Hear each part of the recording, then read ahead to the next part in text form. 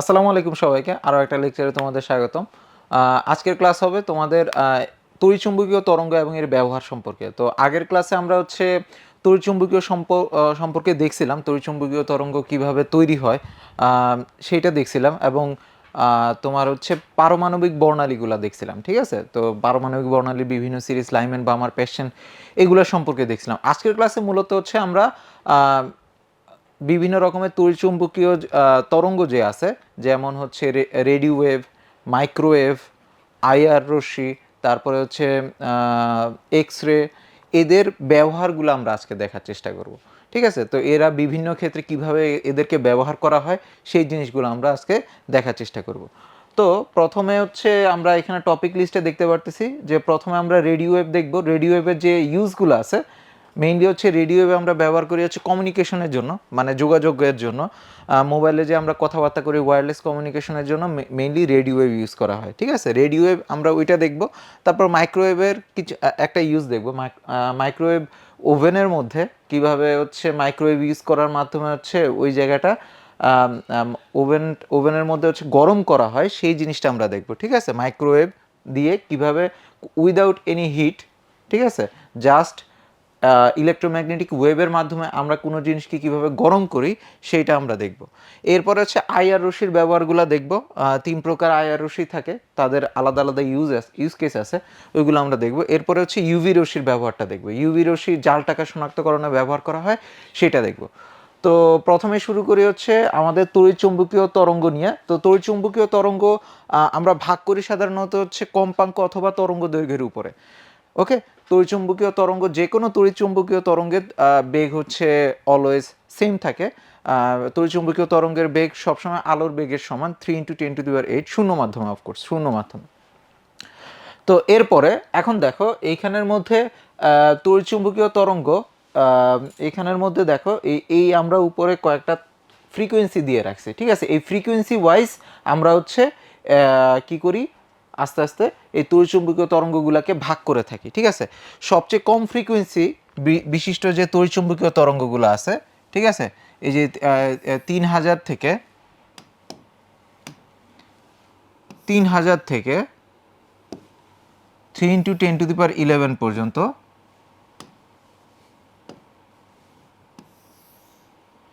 এই পর্যন্ত সবচেয়ে কম যে ফ্রিকোয়েন্সির তড়িৎচুম্বকীয় তরঙ্গ আছে, এটা আমরা দেখছিলাম, এটার নাম হচ্ছে রেডিও ওয়েভ।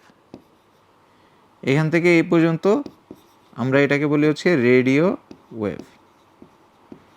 ঠিক আছে, রেডিও ওয়েভ, রেডিও ওয়েভের ফ্রিকোয়েন্সি সবচেয়ে কম, তার মানে এনার্জি সবচেয়ে কম, আর এর ওয়েভলেন্থ সবচেয়ে বেশি। ওয়েভলেন্থ বড় হওয়ার কারণে এরা হচ্ছে ইজিলি কোনো একটা জায়গা ভেদ করে যাইতে পারে। অন্যান্য তোমার হচ্ছে তড়িৎচুম্বকীয় তরঙ্গের চেয়ে রেডিও ওয়েভ হচ্ছে কোনো একটা, মনে করো, অবস্টেকল ভেদ করে যাওয়ার সম্ভাবনাটা বেশি থাকে। তো এই কারণে এদেরকে কমিউনিকেশনে বেশি ব্যবহার করা হয়। ঠিক আছে, কমিউনিকেশনে, যোগাযোগ করার জন্য এদেরকে ব্যবহার করা হয়। আচ্ছা, তো রেডিও ওয়েভের যখন রেডিও ওয়েভের ফ্রিকোয়েন্সিগুলো খুবই ছোট হয়, তখন এদেরকে আরেকটা নাম দেওয়া হয়, সেটাকে আমরা বলি হচ্ছে মাইক্রোওয়েভ। ঠিক আছে, যখন তরঙ্গ দৈর্ঘ্যগুলো হচ্ছে তোমার হচ্ছে মিলিমিটার সেন্টিমিটার রেঞ্জের হয়, তখন তাদেরকে আমরা মাইক্রোওয়েভ বলি। তরঙ্গ দৈর্ঘ্য যখন মিলিমিটার সেন্টিমিটার রেঞ্জে হয়, তখন এদেরকে আমরা মাইক্রোওয়েভ বলি। ওকে, তো মাইক্রোওয়েভের কাজও হচ্ছে রেডিও ওয়েভের মতনই, কমিউনিকেশনে ম্যাক্সিমাম সময় ইউজ করা হয়, রাডার টেকনোলজিতে এদেরকে ব্যবহার করা হয়। এদের স্পিড খুবই বেশি। ঠিক আছে, যখনই হচ্ছে 4G থেকে 5Gতে যাওয়া হচ্ছে, তখন হচ্ছে আমরা রেডিও ওয়েভ থেকে আস্তে আস্তে মাইক্রোওয়েভে শিফট করা শুরু করছি। ঠিক আছে, তরঙ্গ দৈর্ঘ্য আস্তে আস্তে ছোট করে, কম্পাঙ্কটা বৃদ্ধি করে আমরা ডাটা রেটটা বৃদ্ধি করার চেষ্টা করতেছি।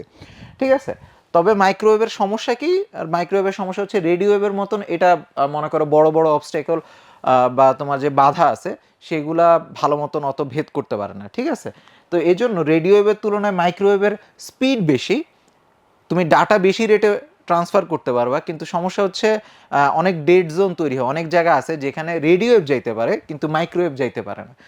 ওকে, তো এটা এটা হচ্ছে এটা গেল। তো এই দুইটা ওয়েভ সাধারণত হচ্ছে কমিউনিকেশনের জন্য রাখা হয়। ঠিক আছে, এরপরে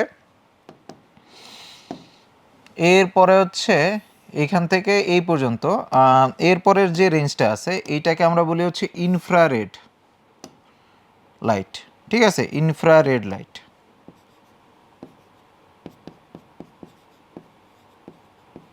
ইনফ্রারেড ওয়েভ, ওকে, ইনফ্রারেড ওয়েভ। এদের আইআর রশ্মির ব্যবহারটা মেইনলি হচ্ছে মেডিকেল টেকনোলজিতে ইউজ করা হয় সবচেয়ে বেশি। এছাড়া অ্যাস্ট্রোনমিতেও এদেরকে ব্যবহার করা হয়।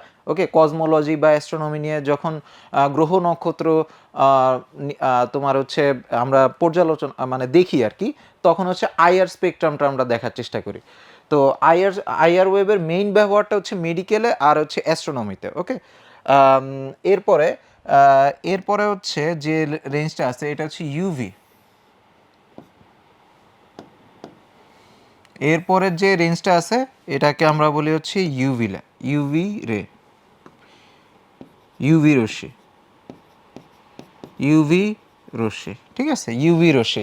ইউভি রশ্মির মাধ্যমে হচ্ছে এখানে যাওয়ার পরে, ইউভি রশ্মিতে যাওয়ার পরে দেখো ফ্রিকোয়েন্সিটা এনাফ বেশি থাকে, যে এর কারণে শক্তিটাও এনাফ বেশি হয় যে এটা আয়োনাইজেশন করতে পারে, মানে হচ্ছে এটা সেলুলার ড্যামেজ করতে পারে। ইউভি রশ্মি হচ্ছে তোমার আমার সবার কোষের সেলুলার ড্যামেজ করতে পারে।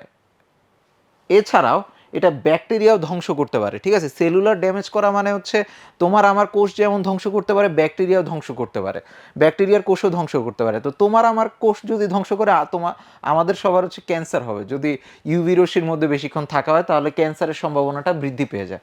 আয়োনাইজিং তোমার রেডিয়েশনের কারণে কোষের স্ট্রাকচারটা চেঞ্জ হয়ে যায়, চেঞ্জ হওয়ার কারণে তোমার কি হবে, ক্যান্সার সেল তৈরি হওয়ার সম্ভাবনাটা বৃদ্ধি পেয়ে যায়।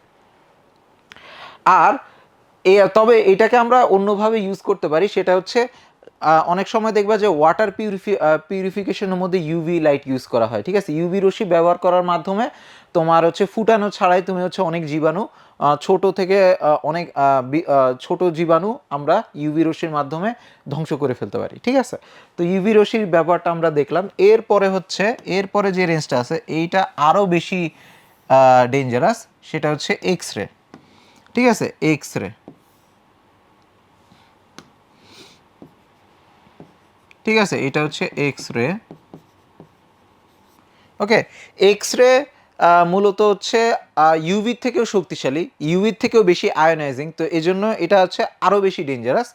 তবে স্বল্প পরিসরে এটা তেমন কোনো ক্ষতি করতে পারে না, ঠিক আছে। স্বল্প পরিসরে খুবই অল্প সময়, কয়েক সেকেন্ডের মতন যদি থাকে, তাহলে ওইটা অতটা ক্ষতিকারক না, ঠিক আছে, বা অত পরিমাণে ক্ষতি করতে পারে না। তো এই কারণে এক্স রে দিয়ে সাধারণত হচ্ছে আমাদের মেডিকেলে মনে করো কোনো মনে করো হচ্ছে কারো হাড় ভেঙে গেছে, তো হাড়ের ফ্র্যাকচার হয়েছে, ওই টাইপের ফ্র্যাকচারগুলো বের করার জন্য এক্স রে করা হয়, ঠিক আছে, এক্স রে করা হয়। তারপরে হচ্ছে গামা রশ্মি। এরপরে যে রশ্মিটা আছে গামা রশ্মি, এটা মূলত তেজস্ক্রিয়তা থেকে বের হয়, ঠিক আছে। গামা রশ্মিটা তেজস্ক্রিয়তা বা রেডিও অ্যাক্টিভিটির কারণে এটা বের হয়। নিউক্লিয়াসের ভাঙনের কারণে আলফা বিটা গামা রশ্মি বের হয়। তো আলফা হচ্ছে মূলত হিলিয়ামের নিউক্লিয়াস, বিটা হচ্ছে ইলেকট্রন, আর গামা হচ্ছে জাস্ট পিওর ইলেকট্রোম্যাগনেটিক ওয়েভ, ঠিক আছে। তেজস্ক্রিয়তার কারণে 3টা ওয়েভ বের হয়, এর মধ্যে একটা হচ্ছে গামা রশ্মি। আর এই গামা রশ্মি দিয়ে এটা যদি কন্ট্রোল ওয়েতে ইউজ করা যায়, তাহলে এটা ক্যান্সার ট্রিটমেন্টের জন্য এটাকে ব্যবহার করা হয়। এছাড়াও গামা রশ্মিটা তোমার বিভিন্ন ধরনের তোমার হচ্ছে এইজিং বা তোমার কি বলে, আমি ভুল বলছি, এইজিং না, ডিটেকশনের কাজে এদেরকে ব্যবহার করা হয়, ঠিক আছে। ওকে, তো এটা গেল হচ্ছে আমাদের ওভারঅল তড়িৎচুম্বকীয় স্পেকট্রামের পরিচয়টা। তো আমরা হচ্ছে আস্তে আস্তে এখান থেকে রেডিও ওয়েভ, আইআর ওয়েভ আর ইউভি ওয়েভ, এই কয়েকটার ব্যবহার আমরা আজকে একটু দেখব। এর মধ্যে আমাদের জন্য সবচেয়ে টেকনোলজির দিক দিয়ে ইম্পর্টেন্ট ওয়েভটা হচ্ছে রেডিও ওয়েভ, ঠিক আছে। আমাদের যত কমিউনিকেশন টেকনোলজি আছে সবচেয়ে বেশি ইম্পর্টেন্ট ওয়েভ রেঞ্জটা কোনটা? Radio wave. Okay, radio wave. তো এখন রেডিও ওয়েভের ব্যবহারের মাধ্যমে রেডিও ওয়েভ কি এর মাধ্যমে আমরা দূর দূরান্তে যোগাযোগ করতে পারি, ঠিক আছে। এই যে ব্রডকাস্টিং, তারপরে মোবাইলের মধ্যে কথা বলা, তারপরে ল্যাপটপের ওয়াইফাই, তারপরে ডিশে তোমার হচ্ছে স্যাটেলাইট কমিউনিকেশন, এই সব কিছুতেই মোটামুটি রেডিও ওয়েভ ব্যবহার করা হয়, ঠিক আছে। এই সব কিছুতে আমরা কি ব্যবহার করি? রেডিও ওয়েভ ব্যবহার করি। তো রেডিও ওয়েভ কেন ব্যবহার করা হয়? আচ্ছা, প্রথমে আসি যে রেডিও ওয়েভটা আমরা কেন ব্যবহার করব। তো প্রথম কথা হচ্ছে যে রেডিও ওয়েভ এর শক্তি খুবই কম, ঠিক আছে। তো রেডিও ওয়েভ যদি এক জায়গা থেকে আরেক জায়গায় পাঠানো হয় তাহলে ওইটার কারণে যে রেডিয়েশনটা হবে ওইটা আমাদের স্বাস্থ্যের জন্য অত একটা হার্মফুল না। ওকে, তো প্রথম হচ্ছে এটা যে রেডিও ওয়েভটা হচ্ছে ওইটা ওইটা আমাদের স্বাস্থ্যের জন্য অতটা খারাপ না, একেবারে ওইটার তেমন কোনো ইফেক্ট নেই। এটা যেহেতু নন আয়োনাইজিং ইলেকট্রোম্যাগনেটিক স্পেকট্রামের মধ্যে পড়ে, তো এটা আমাদের স্বাস্থ্যের জন্য ক্ষতিকারক না। অনেক সময় দেখবা যে মোবাইল ফোনের থেকে যে রেডিয়েশন হয় ওইখান থেকে হয়তো বা আমাদের বিভিন্ন রকমের টেঞ্জার হয়, ওইটা আসলে সত্য না। মোবাইল ফোনের থেকে মূলত রেডিও বা মাইক্রোওয়েভটা যে নির্গত হচ্ছে ওইটা নন আয়োনাইজিং রেডিয়েশন, ওইটার কারণে তেমন কোনো ডেঞ্জার আমাদের জন্য নাই। কিন্তু গরম করতে পারে, এরা হচ্ছে বিভিন্ন জায়গায় গরম করতে পারে। গরম হওয়া মানে যে তোমার সেলুলার ড্যামেজ হচ্ছে এমন না। ওকে, ওকে, তো এইটা গেল একটা কথা। তো এখন আমি যখন একটা কথা বলতেছি এটা কিসের এটা মনে করো আরেকজন শুনতে পাচ্ছে, এটা হচ্ছে প্রাইমারি কমিউনিকেশন। আমার কথাটা আরেকজন যখন শুনতেছে কি ধরনের তরঙ্গের মাধ্যমে শুনতেছে? শব্দ তরঙ্গের মাধ্যমে, ঠিক আছে, শব্দ তরঙ্গের মাধ্যমে শুনতেছে। তো আমি কথা বলতেছি, আরেকজন দাঁড়ায় আছে, সে আমার এখান থেকে ওইখানে বাতাসের মাধ্যমে শব্দ তরঙ্গটা তার কানের কাছে গিয়ে পৌঁছাইল। কিন্তু শব্দ তরঙ্গের অসুবিধাটা কি? মনে করো আমি দাঁড়ায় হচ্ছে বাতাসের মধ্য দিয়ে যখন তরঙ্গটা যাবে ওইটা আস্তে আস্তে আস্তে ডিকে করবে, ওইটা আস্তে আস্তে আস্তে কী হবে? ডিকে হয়ে যাবে। তো ডিকে হয়ে যাওয়ার কারণে একটা নির্দিষ্ট দূরে যাওয়ার পরে আমার কথাটা শুনতে পাওয়া যাবে না, ঠিক আছে। তো এখন আমি যখন কথাটা বলতেছি, ওকে, আমি যখন কথাটা বলতেছি তখন কেউ যদি 10 মিটার দূর পর্যন্ত থাকে, 10 মিটারও বেশি বলে ফেলছে, 5 মিটার দূর পর্যন্ত থাকলে মোটামুটি শুনতে পাবে। এর থেকে দূরে হলে আমার চিল্লানো লাগবে, ঠিক আছে। তো এর থেকেও যদি দূরে হয়ে যায়, মনে করো যে 200-300 মিটার দূরে যদি চলে যায়, তাহলে হচ্ছে চিল্লাইলেও না শুনতে পাওয়ার সম্ভাবনা আছে যদি ক্রাউডেড এনভায়রনমেন্টে থাকে। তার মানে হচ্ছে যোগাযোগের জন্য শুধুমাত্র শব্দ তরঙ্গটা বেশি দূর যাইতে পারে না, এটা হচ্ছে প্রথম জিনিস। তাহলে কিন্তু কিন্তু রেডিও ওয়েভ একটা কি ধরনের ওয়েভ? ইলেকট্রোম্যাগনেটিক ওয়েভ, ঠিক আছে। রেডিও ওয়েভ কী ধরনের ওয়েভ? Electromagnetic wave. এই ইলেকট্রোম্যাগনেটিক ওয়েভের একটা বৈশিষ্ট্য আমরা আগের দিন দেখছিলাম যে এটা হচ্ছে কোনো ধরনের মাধ্যম ছাড়াই চলাচল করতে পারে, ঠিক আছে, কোনো ধরনের মাধ্যম ছাড়াই চলাচল করতে পারে। তো এই কারণে এর একটা রেডিও ওয়েভের এক জায়গা থেকে আরেক জায়গায় যাওয়ার জন্য তোমার বাতাসের দরকার হয় না, ঠিক আছে, বাতাসের দরকার হয় না। এবং বাতাসের দরকার না হওয়ার কারণে এটা হচ্ছে অনেক দূর পর্যন্ত যাইতে পারে, ঠিক আছে। রেডিও ওয়েভ এক জায়গা থেকে আরেক জায়গায় অনেক দূর পর্যন্ত যাইতে পারে। তাহলে রেডিও ওয়েভ, আমরা একটা জিনিস তাহলে বুঝলাম যে শব্দ তরঙ্গ অনেক দূর যাইতে পারে না, কিন্তু রেডিও ওয়েভ অনেক দূর পর্যন্ত যাইতে পারে, ঠিক আছে, কয়েক কিলোমিটার পর্যন্ত যাইতে পারে। যদি বড় রকমের কোনো বাধা না থাকে তাহলে হচ্ছে কয়েক কিলোমিটার পর্যন্ত সে দূরে যেতে পারে। ওকে, তো এটা মনে করো হচ্ছে তো আমার শব্দ তরঙ্গ এটা হচ্ছে এত দূর গেল, ঠিক আছে, আমি কথা বলতেছি এটা এত দূর গেছে। কিন্তু রেডিও ওয়েভ হচ্ছে এটা হচ্ছে সহজে ডিকে হবে না, এটা হচ্ছে কি অনেক দূর পর্যন্ত যাবে, ঠিক আছে, অনেক দূর পর্যন্ত যাবে। তাহলে আমি এক কাজ করতে পারি, এই রেডিও ওয়েভের উপরে আমার শব্দ তরঙ্গ যেটা আছে এইটাকে যদি কোনোভাবে চাপায় দিতে পারি, সে টেনে টেনে নিয়ে যাবে। আমি এই কাজটা করতে পারি, ঠিক আছে। আমার শব্দ তরঙ্গ বেশি দূর যাচ্ছে না, ঠিক আছে, কিন্তু আমি কি করতে পারি? কে বেশি দূর যাইতে পারে? Radio wave. রেডিও ওয়েভের উপরে আমার শব্দ তরঙ্গটা ওভারলে করে দিতে পারি, চাপায় দিতে পারি। এখন রেডিও ওয়েভ এটাকে ক্যারি করে নিয়ে যাবে। রেডিও ওয়েভটা কী করবে? শব্দ তরঙ্গটাকে আস্তে আস্তে টেনে টেনে নিয়ে যাবে। তো এটা হচ্ছে তোমার হচ্ছে ট্রান্সমিটার, ঠিক আছে, এটা মনে করো ট্রান্সমিটার। এখান থেকে রেডিও ওয়েভের মাধ্যমে সে আমার শব্দটা নিয়ে যাবে। আর এখানে একজন রিসিভার থাকবে, ঠিক আছে, এখানে একজন রিসিভার থাকবে, এখানে একটা রিসিভার থাকবে। এই ট্রান্সমিটারটা ট্রান্সমিট করবে, রিসিভারটা ওই রেডিও ওয়েভটা রিসিভ করবে, ঠিক আছে।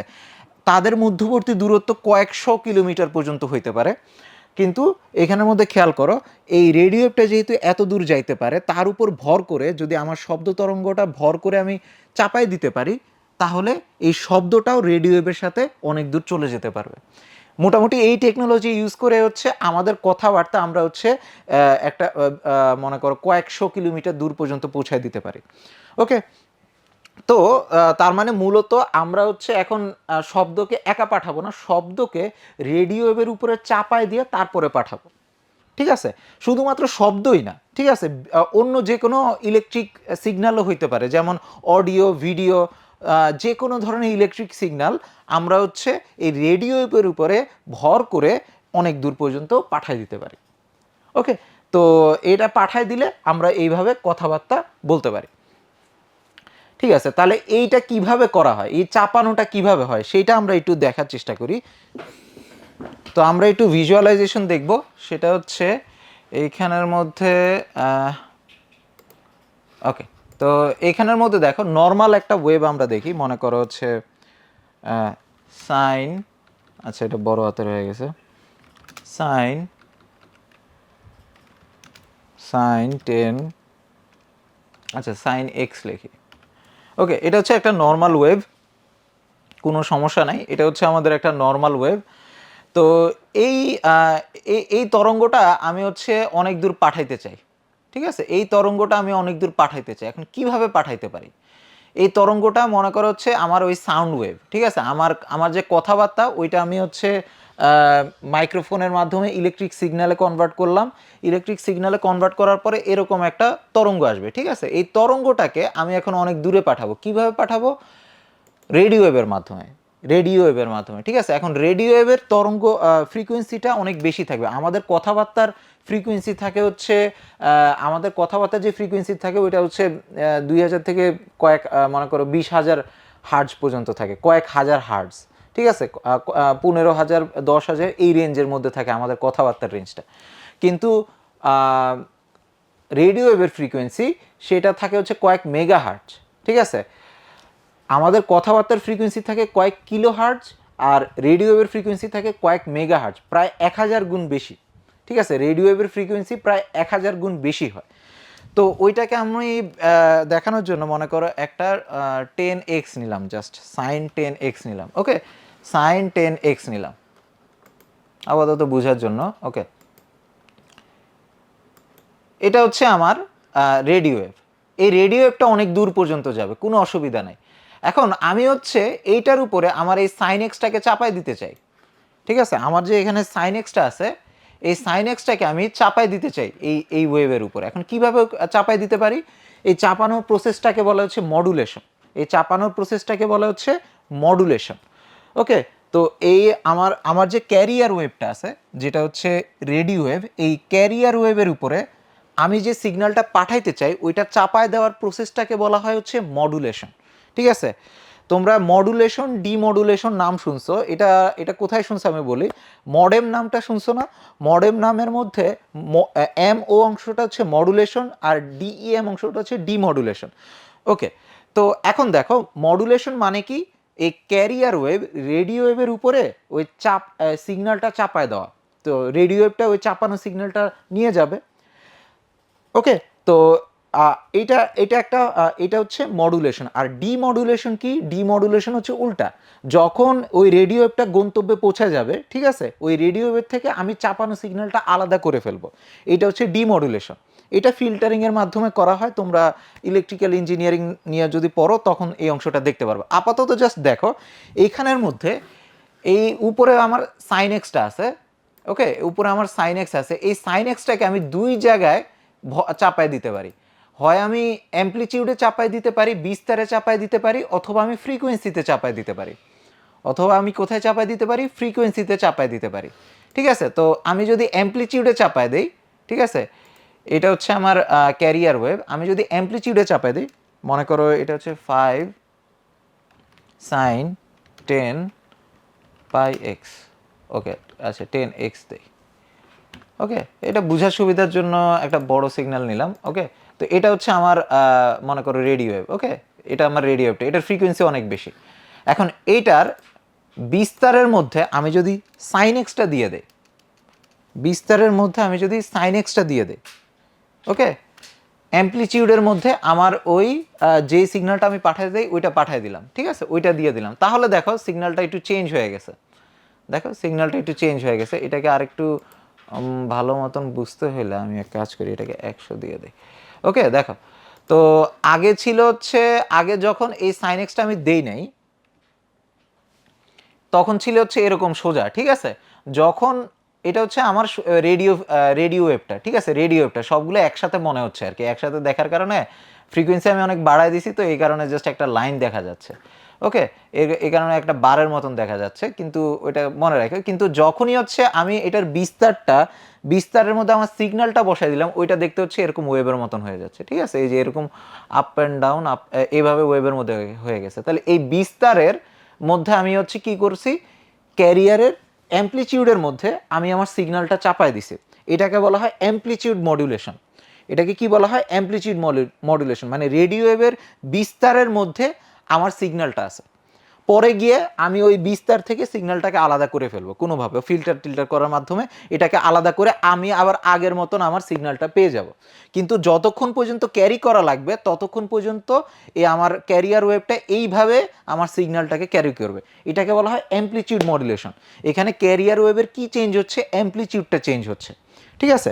তো এরপরে আমরা আরেকটা জিনিস দেখি, এটা হচ্ছে অ্যামপ্লিটিউড মডুলেশন দেখছি আমরা, এটাও একটা অ্যামপ্লিটিউড মডুলেশন, ঠিক আছে, দেখছো বিস্তারটা চেঞ্জ হচ্ছে। আমি বলছি বিস্তারটা চেঞ্জ করতে পারি, অথবা অ্যামপ্লিটিউড চেঞ্জ করতে পারি, অথবা আরেকটা জিনিস চেঞ্জ করতে পারি, সেটা হচ্ছে ফ্রিকোয়েন্সি।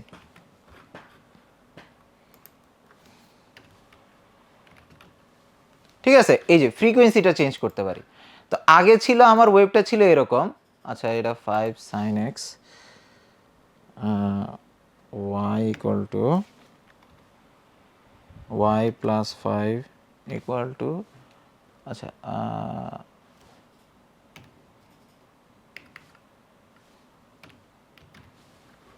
আচ্ছা দুইটাকে একসাথে দেখি, ঠিক আছে। তো দেখো আগে আমার ওয়েভটা ছিল হচ্ছে এরকম, আচ্ছা আমি এখানের মধ্যে এক কাজ করি, এটা পাস করে দিই, তাহলে দেখতে একটু সুবিধা হবে, ঠিক আছে। তো দেখো আগে আমার ওয়েভটা ছিল এরকম, এই যে ক্যারিয়ার ওয়েভটা ছিল এটা এরকম, এটার একটাই কম্পাঙ্ক ছিল, ঠিক আছে, এটার একটাই কম্পাঙ্ক ছিল, ওকে, একটা ফ্রিকোয়েন্সিতেই যাইতো। কিন্তু এরপরে দেখো এটার ফ্রিকোয়েন্সিটা আমরা কি করতেছি, ওই সিগন্যালের যেরকম ফ্রিকোয়েন্সি ওই অনুসারে চেঞ্জ করতেছি, ঠিক আছে। তো ফ্রিকোয়েন্সিটা এখানে আর একটা ফ্রিকোয়েন্সি নাই, এই ফ্রিকোয়েন্সিটা এখন হচ্ছে দেখো ওই সিগন্যাল অনুসারে চেঞ্জ হচ্ছে, সিগন্যালের ভ্যালু যেখানে বেশি ওইখানে ফ্রিকোয়েন্সিটা বেশি হচ্ছে, সিগন্যালের ভ্যালু যেখানে কম ওইখানে সিগন্যালটা তোমার ফ্রিকোয়েন্সিটা কমে যাচ্ছে, ঠিক আছে। সিগন্যালের ভ্যালু যেখানে বেশি ওইখানে ফ্রিকোয়েন্সিটা বেশি, সিগন্যালের ভ্যালু যেখানে কম ওইখানে তোমার ফ্রিকোয়েন্সিটা কমে যাচ্ছে। তার মানে আমি সিগন্যালের মাধ্যমে ক্যারিয়ার ওয়েভের ফ্রিকোয়েন্সিটা মডুলেট করতেছে, তাহলে এটা হচ্ছে ফ্রিকোয়েন্সি মডুলেশন। তাহলে আমি দুইভাবে মূলত হচ্ছে আমার যে রেডিও ওয়েভ, যেটাকে আমরা ক্যারিয়ার ওয়েভ বলতেছি, কারণ সে অ্যাকচুয়ালি এক জায়গা থেকে আরেক জায়গায় আমার সিগন্যালটা নিয়ে যাবে, এই ক্যারিয়ার ওয়েভের হয় আমি বিস্তারটা চেঞ্জ করতে পারি, না হলে হচ্ছে আমরা ফ্রিকোয়েন্সিটা চেঞ্জ করতে পারি। যদি ফ্রিকোয়েন্সিটা চেঞ্জ করি তখন এটাকে আমরা বলি ফ্রিকোয়েন্সি মডুলেশন, আর অ্যামপ্লিটিউড যদি চেঞ্জ করি তখন এটাকে বলি আমরা অ্যামপ্লিটিউড মডুলেশন বা এএম, আর ফ্রিকোয়েন্সি চেঞ্জ করলে ওটাকে বলি আমরা এফএম, ঠিক আছে, এফএম। তো এফএম টেকনোলজিটা একটু সফিস্টিকেটেড, এটার প্রায় দামটা একটু বেশি, আর হচ্ছে এএম তোমার যে টেকনোলজিটা আছে ওইটা হচ্ছে একটু কম দামি, কিন্তু সমস্যা হচ্ছে ওইটা এক জায়গা থেকে আরেক জায়গায় গেলে সিগন্যালটা একটু ক্ষয় হয়ে যায়, ঠিক আছে। ওইটা তোমরা সামনে যদি একটু সিগন্যাল নিয়ে পড়াশোনা করো তখন এটা সম্পর্কে জানতে পারো। তো আপাতত জাস্ট একটু বোঝার চেষ্টা করো যে আমরা এই যে আমার ইয়াটা আছে ক্যারিয়ার ওয়েভটা আছে, এই ক্যারিয়ার ওয়েভটাকে দুইভাবে মডুলেট করতে পারি। তো এটা আমরা এখন একটু দেখি, এই যে এই দুইটা ওয়ে আমরা দেখে ফেলছি। এই যে আমাদের যে ক্যারিয়ার ওয়েভটা আছে, ওকে, তো এইটা হচ্ছে আমার ক্যারিয়ার ওয়েভ, এটা হচ্ছে আমার রেডিও ওয়েভ, ঠিক আছে, এটা হচ্ছে আমার রেডিও ওয়েভ, ঠিক আছে, এইটা হচ্ছে আমার রেডিও ওয়েভ, ওকে। এটা হচ্ছে এক জায়গা থেকে আরেক জায়গায় যাবে, সে যেহেতু অনেক দূর যাইতে পারে তার উপরে আমি কি করব, আমার সিগন্যালটা চাপায় দিব, ঠিক আছে। তো সিগন্যালটা যদি আমি তার বিস্তারের মধ্যে চাপায় দিই তাহলে এরকম হবে, ঠিক আছে, বিস্তারের মধ্যে চাপায় দিলে দেখতে অনেকটা এরকম হবে, এটাকে আমরা বলি হচ্ছে অ্যামপ্লিটিউড মডুলেশন বা এএম মডুলেশন। আর যদি আমি তার এই যে ক্যারিয়ার এটার ফ্রিকোয়েন্সিটা আমি হচ্ছে সিগন্যালের অনুসারে চেঞ্জ করি, ঠিক আছে, তাহলে ওইটাকে আমরা বলবো এফএম মডুলেশন। মানে মোট কথা আমি যদি এখানে সামারাইজ করি, আমি হচ্ছে রেডিও ওয়েভের বিস্তারটা যদি সিগন্যালের অনুসারে চেঞ্জ করি, মানে সিগন্যালের মান যেখানে বেশি এটার বিস্তারটা ওই জায়গায় বেশি, সিগন্যালের মানটা যেখানে কম সেইখানে হচ্ছে সিগন্যালের ভ্যালু কি বলে অ্যামপ্লিটিউডটা কম। দেখো এই যে সিগন্যালটা অ্যাকচুয়ালি এই যে এইভাবে উপরে আসে, এইভাবে এই উপরে আসে, তার উপরে এইভাবে ভর করে আসে, ঠিক আছে, অ্যামপ্লিটিউডের উপরে এইভাবে ভর করে আসে। ফ্রিকোয়েন্সিতে এটা একটু দেখানো একটু মুশকিল। মনে করো যে এইখানের মধ্যে এ হচ্ছে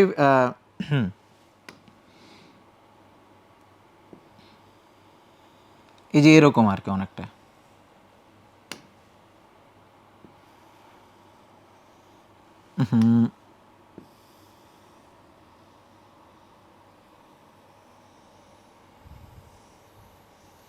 এরকম আর কি, যেখানে সিগন্যালের ফ্রিকোয়েন্সি ভ্যালুটা কম সেইখানে ক্যারিয়ার ওয়েভের ফ্রিকোয়েন্সিটা কম, যেখানে সিগন্যালের ভ্যালুটা বেশি ওই জায়গায় ক্যারিয়ার ওয়েভের ফ্রিকোয়েন্সিটা বেশি। এইভাবে হচ্ছে আমি ক্যারিয়ার ওয়েভটাকে চেঞ্জ করতে পারি। তো এইভাবে চেঞ্জ করে এক জায়গা থেকে আরেক জায়গায় আমি ক্যারিয়ার ওয়েভটাকে সিগন্যাল সহকারে ইনফরমেশন সহকারে পাঠিয়ে দিতে পারি। এই জিনিসটাকে আমরা বলি হচ্ছে মডুলেশন। পরে আমি যখন এটা রিসিভার দিয়ে রিসিভ করব, পরে হচ্ছে ফিল্টার টিল্টার করে এই সিগন্যালটাকে আলাদা করে ফেলবো, আলাদা করে আমি ওটা দিয়ে যা করার ইচ্ছা করতে পারবো। ওকে, তো রেডিও ওয়েভের মাধ্যমে এইভাবে হচ্ছে আমরা অ্যাকচুয়ালি করে থাকি, কাজগুলো করে থাকি। ওকে, এটা গেল একটা কাজ, যে রেডিও ওয়েভের মাধ্যমে আমরা কিভাবে যোগাযোগটা করে থাকি। ঠিক আছে, তো যোগাযোগ কিভাবে করি, রেডিও ওয়েভের উপরে আমার সিগন্যালটা চাপায় দেই, সে হচ্ছে এটা এক জায়গা থেকে আরেক জায়গায় নিয়ে যায়, যখন এটা রিসিভারের কাছে যায় ওই চাপানো সিগন্যালটা আমরা আলাদা করে ফেলি। এই ঠিক আছে, এরপরে আমরা দেখব হচ্ছে এমআরআই। ওকে, এমআরআইটা দেখব। এখানের মধ্যে এমআরআইটা কি, এমআরআই হচ্ছে ম্যাগনেটিক রেজোনেন্স ইমেজিং। ঠিক আছে, ম্যাগনেটিক রেজোনেন্স ইমেজিং। তো এটা অ্যাকচুয়ালি তোমার আরেকটা টেকনোলজি দিয়ে করা হয়, সেটা হচ্ছে এনএমআর। এনএমআর টেকনোলজি দিয়ে এটা করা হয়। এনএমআর টেকনোলজি কি, nuclear magnetic resonance, nuclear magnetic resonance.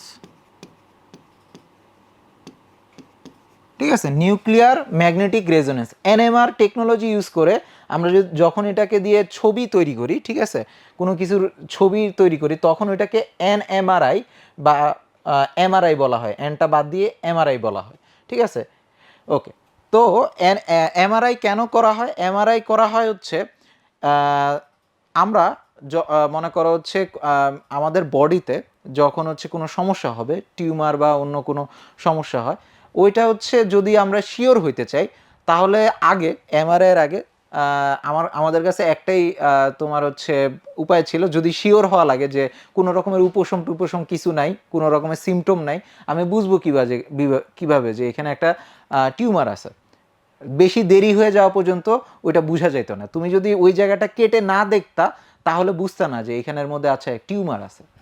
ওকে, কারণ হচ্ছে মানুষের হিউম্যান বডি কেটে তাহলে হচ্ছে তোমার দেখা লাগতো যে ও আচ্ছা এইখানে হচ্ছে একটা টিউমার আছে। ওকে, আচ্ছা আমি যদি হিউম্যান বডি না কেটে দেখতে চাই তাহলে কি করতাম, একটা অপশন ছিল, সেটা হচ্ছে এক্স রে ইউজ করা। তবে এক্স রে ইউজ করলে আমরা যেটা পাই সেটা হচ্ছে এক্স রে আমাদের যে হাড় আছে হাড় ভেদ করে যাইতে পারে না, তো ওই জায়গাগুলো ব্রাইট হয়।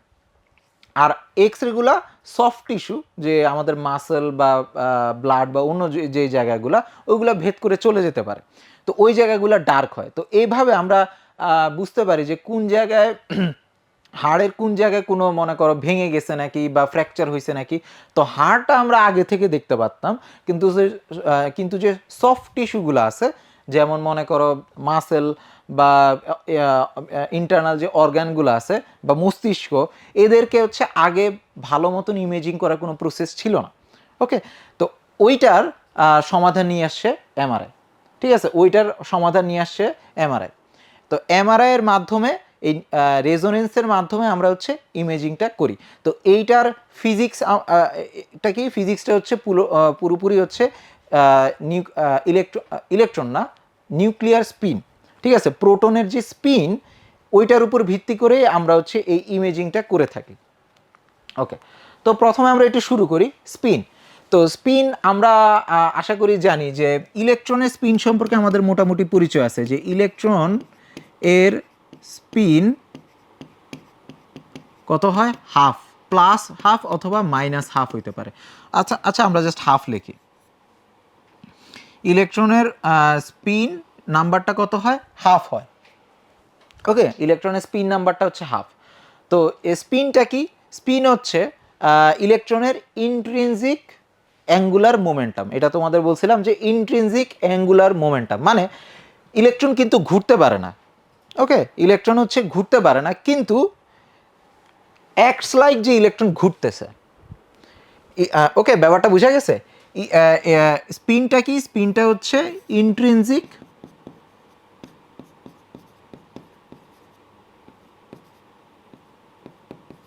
অ্যাঙ্গুলার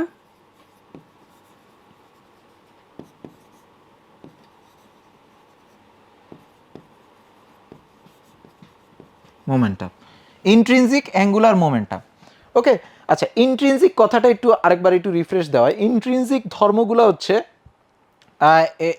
একটা ইলেকট্রন হইতে হইলে তার যে ধর্মগুলো অটোমেটিক থাকে সেগুলো হচ্ছে তার ইন্ট্রিনজিক ধর্ম। যেমন ইলেকট্রনের ভর একটা ফিক্স ভ্যালু আছে, ঠিক আছে? ইলেকট্রনের ভর হচ্ছে তার একটা ইন্ট্রিনজিক প্রপার্টি, ঠিক আছে? ইন্ট্রিনজিক ধর্মের মধ্যে কি আছে? ইলেকট্রনের ভর। ভর কত? 9.11 ইন্টু 10⁻⁻31 কেজি। এইটা হচ্ছে ইলেকট্রনের ভর, ঠিক আছে? ইলেকট্রনের কিছু করা লাগে না, মানে ইলেকট্রন হইলেই এই ভরটা থাকে, ঠিক আছে? এটার জন্য তাকে মুভ করা লাগে না বা কোনো ক্ষেত্রের মধ্যে যাওয়া লাগে না, ঠিক আছে? বা কোনো মোশন করা লাগে না।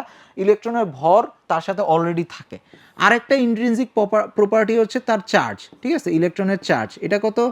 -1.6 ইন্টু 10⁻⁻19 কেজি, সরি কেজি না, কুলম। এটা হচ্ছে তার চার্জ। তো ইলেকট্রনের ভর আর চার্জ একটা ইলেকট্রনের মধ্যে অলরেডি থাকে, এটা বেকড ইন। ওকে, এইরকমভাবে ইলেকট্রনের স্পিনটাও অলরেডি ইলেকট্রনের মধ্যে থাকে, ঠিক আছে? কিন্তু ইলেকট্রনের স্পিন এরকম একটা ভ্যালু না, ইলেকট্রনের স্পিন দুইটা ভ্যালু হইতে পারে, প্লাস হাফ হইতে পারে, মাইনাস হাফ হইতে পারে। কিন্তু এটা এইভাবে কেন ব্যাখ্যা করা হচ্ছে? কারণ ইলেকট্রনের যে স্পিনটা, এটা আমরা জানি যে ইলেকট্রন ইলেকট্রন ঘুরে এই স্পিনটা তৈরি করা সম্ভব না তার জন্য। ইলেকট্রন ঘূর্ণনের মাধ্যমে এই স্পিনটা তৈরি করা সম্ভব না। তো আমরা জাস্ট বলতেছি যে আচ্ছা, এটা ঘুরলে তার জন্য সম্ভব হইতো, কিন্তু সে তো ইলেকট্রন নিজকে ঘুরতে পারার কথা না, কিন্তু তারপরেও এই ধর্মটা দেখায়। তার মানে এইটা তার মধ্যে অলরেডি আছে, এইটার জন্য তাকে আলাদা করে কিছু করা লাগতেছে না। ভর এবং চার্জের জন্য যেমন ইলেকট্রনকে আলাদা করে কিছু করা লাগতেছে না, এই স্পিনের জন্য ইলেকট্রনের আলাদা করে ঘূর্ণন করা লাগতেছে না, অলরেডি তার মধ্যে এই ধর্মটা আছে। তো এটা গেল স্পিন। আচ্ছা, ইলেকট্রনের স্পিনই শুধুমাত্র হাফ না, অন্য যে কোনো ফার্মিয়ন যারা আছে, ফার্মিয়ন পার্টিকেল যারা আছে তাদের স্পিনও হাফ হয়ে থাকে। তো ফার্মিয়ন কারা? ফার্মিয়নদের মধ্যে আছে কোয়ার্কস, ঠিক আছে? কোয়ার্কস আছে, তারপরে এখানের মধ্যে অন্যান্য পার্টিকেল আছে। তো এইখানের মধ্যে কোয়ার্কস দিয়ে তোমার হচ্ছে মূলত প্রোটন তৈরি। প্রোটন আর নিউট্রন মূলত কোয়ার্কস দিয়ে তৈরি। তো প্রোটন মূলত হচ্ছে কোয়ার্কস দিয়ে তৈরি। তো প্রোটনগুলার মধ্যেও স্পিন থাকে, প্রোটনেরও একটা স্পিন থাকে। সেটা কত?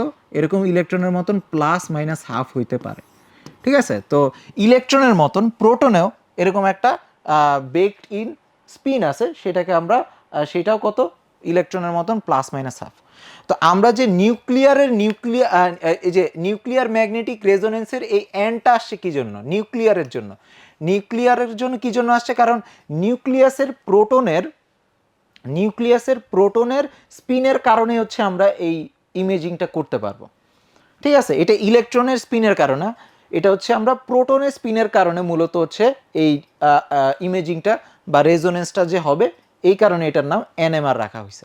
ওকে, তো এটা হচ্ছে মনে করো একটা প্রোটন, চিন্তা করো, এখন আর ইলেকট্রন না, এটা হচ্ছে একটা প্রোটন। এটা হচ্ছে প্রোটন। প্রোটনকে এইভাবে প্রোটনকে পি লেখে, আবার অনেক সময় এইচ প্লাস লিখলেও আমরা এটাকে প্রোটন হিসেবে বুঝি, ঠিক আছে? এইচ প্লাস, কারণ হাইড্রোজেনের একটা ইলেকট্রন থাকে, একটা প্রোটন থাকে, ঠিক আছে? তো একটা ইলেকট্রন যদি চলে যায়, আমরা এইচ প্লাস লিখি, তখন শুধুমাত্র কি বাকি থাকে? জাস্ট একটা প্রোটন থাকে। তো একটা প্রোটনের এরকম একটা স্পিন আছে, ঠিক আছে? এইটা আমরা লিখলাম যে মনে করো প্লাস হাফ, ঠিক আছে? তো এখন আমরা মোটামুটি স্পিন সম্পর্কে একটু দেখলাম। তাহলে একটা জিনিস তাহলে আসে যে ইলেকট্রন যদি আসলেই না ঘুরে, তাহলে আমরা এটাকে ঘুরতেছে এইভাবে ব্যাখ্যা করতেছি কেন? ঠিক আছে, এটা একটা কোশ্চেন আসতে পারে যে ইন্ট্রিনজিক অ্যাঙ্গুলার মোমেন্টাম, হ্যাঁ, এইটার কারণটা কি, মানে এই অ্যাঙ্গুলার মোমেন্টাম ধরার কারণটা কি? কারণ হচ্ছে এই এক একটা ইলেকট্রন বা প্রোটন ছোট ছোট ম্যাগনেটের মতন কাজ করে। আর কোনো চার্জিত কণা যদি ঘুরতে থাকে, ঠিক আছে, তাহলে একটা তোমার ম্যাগনেটিজম বা ম্যাগনেটিক মোমেন্ট তৈরি হয়। ওকে, তো এইটা গেল।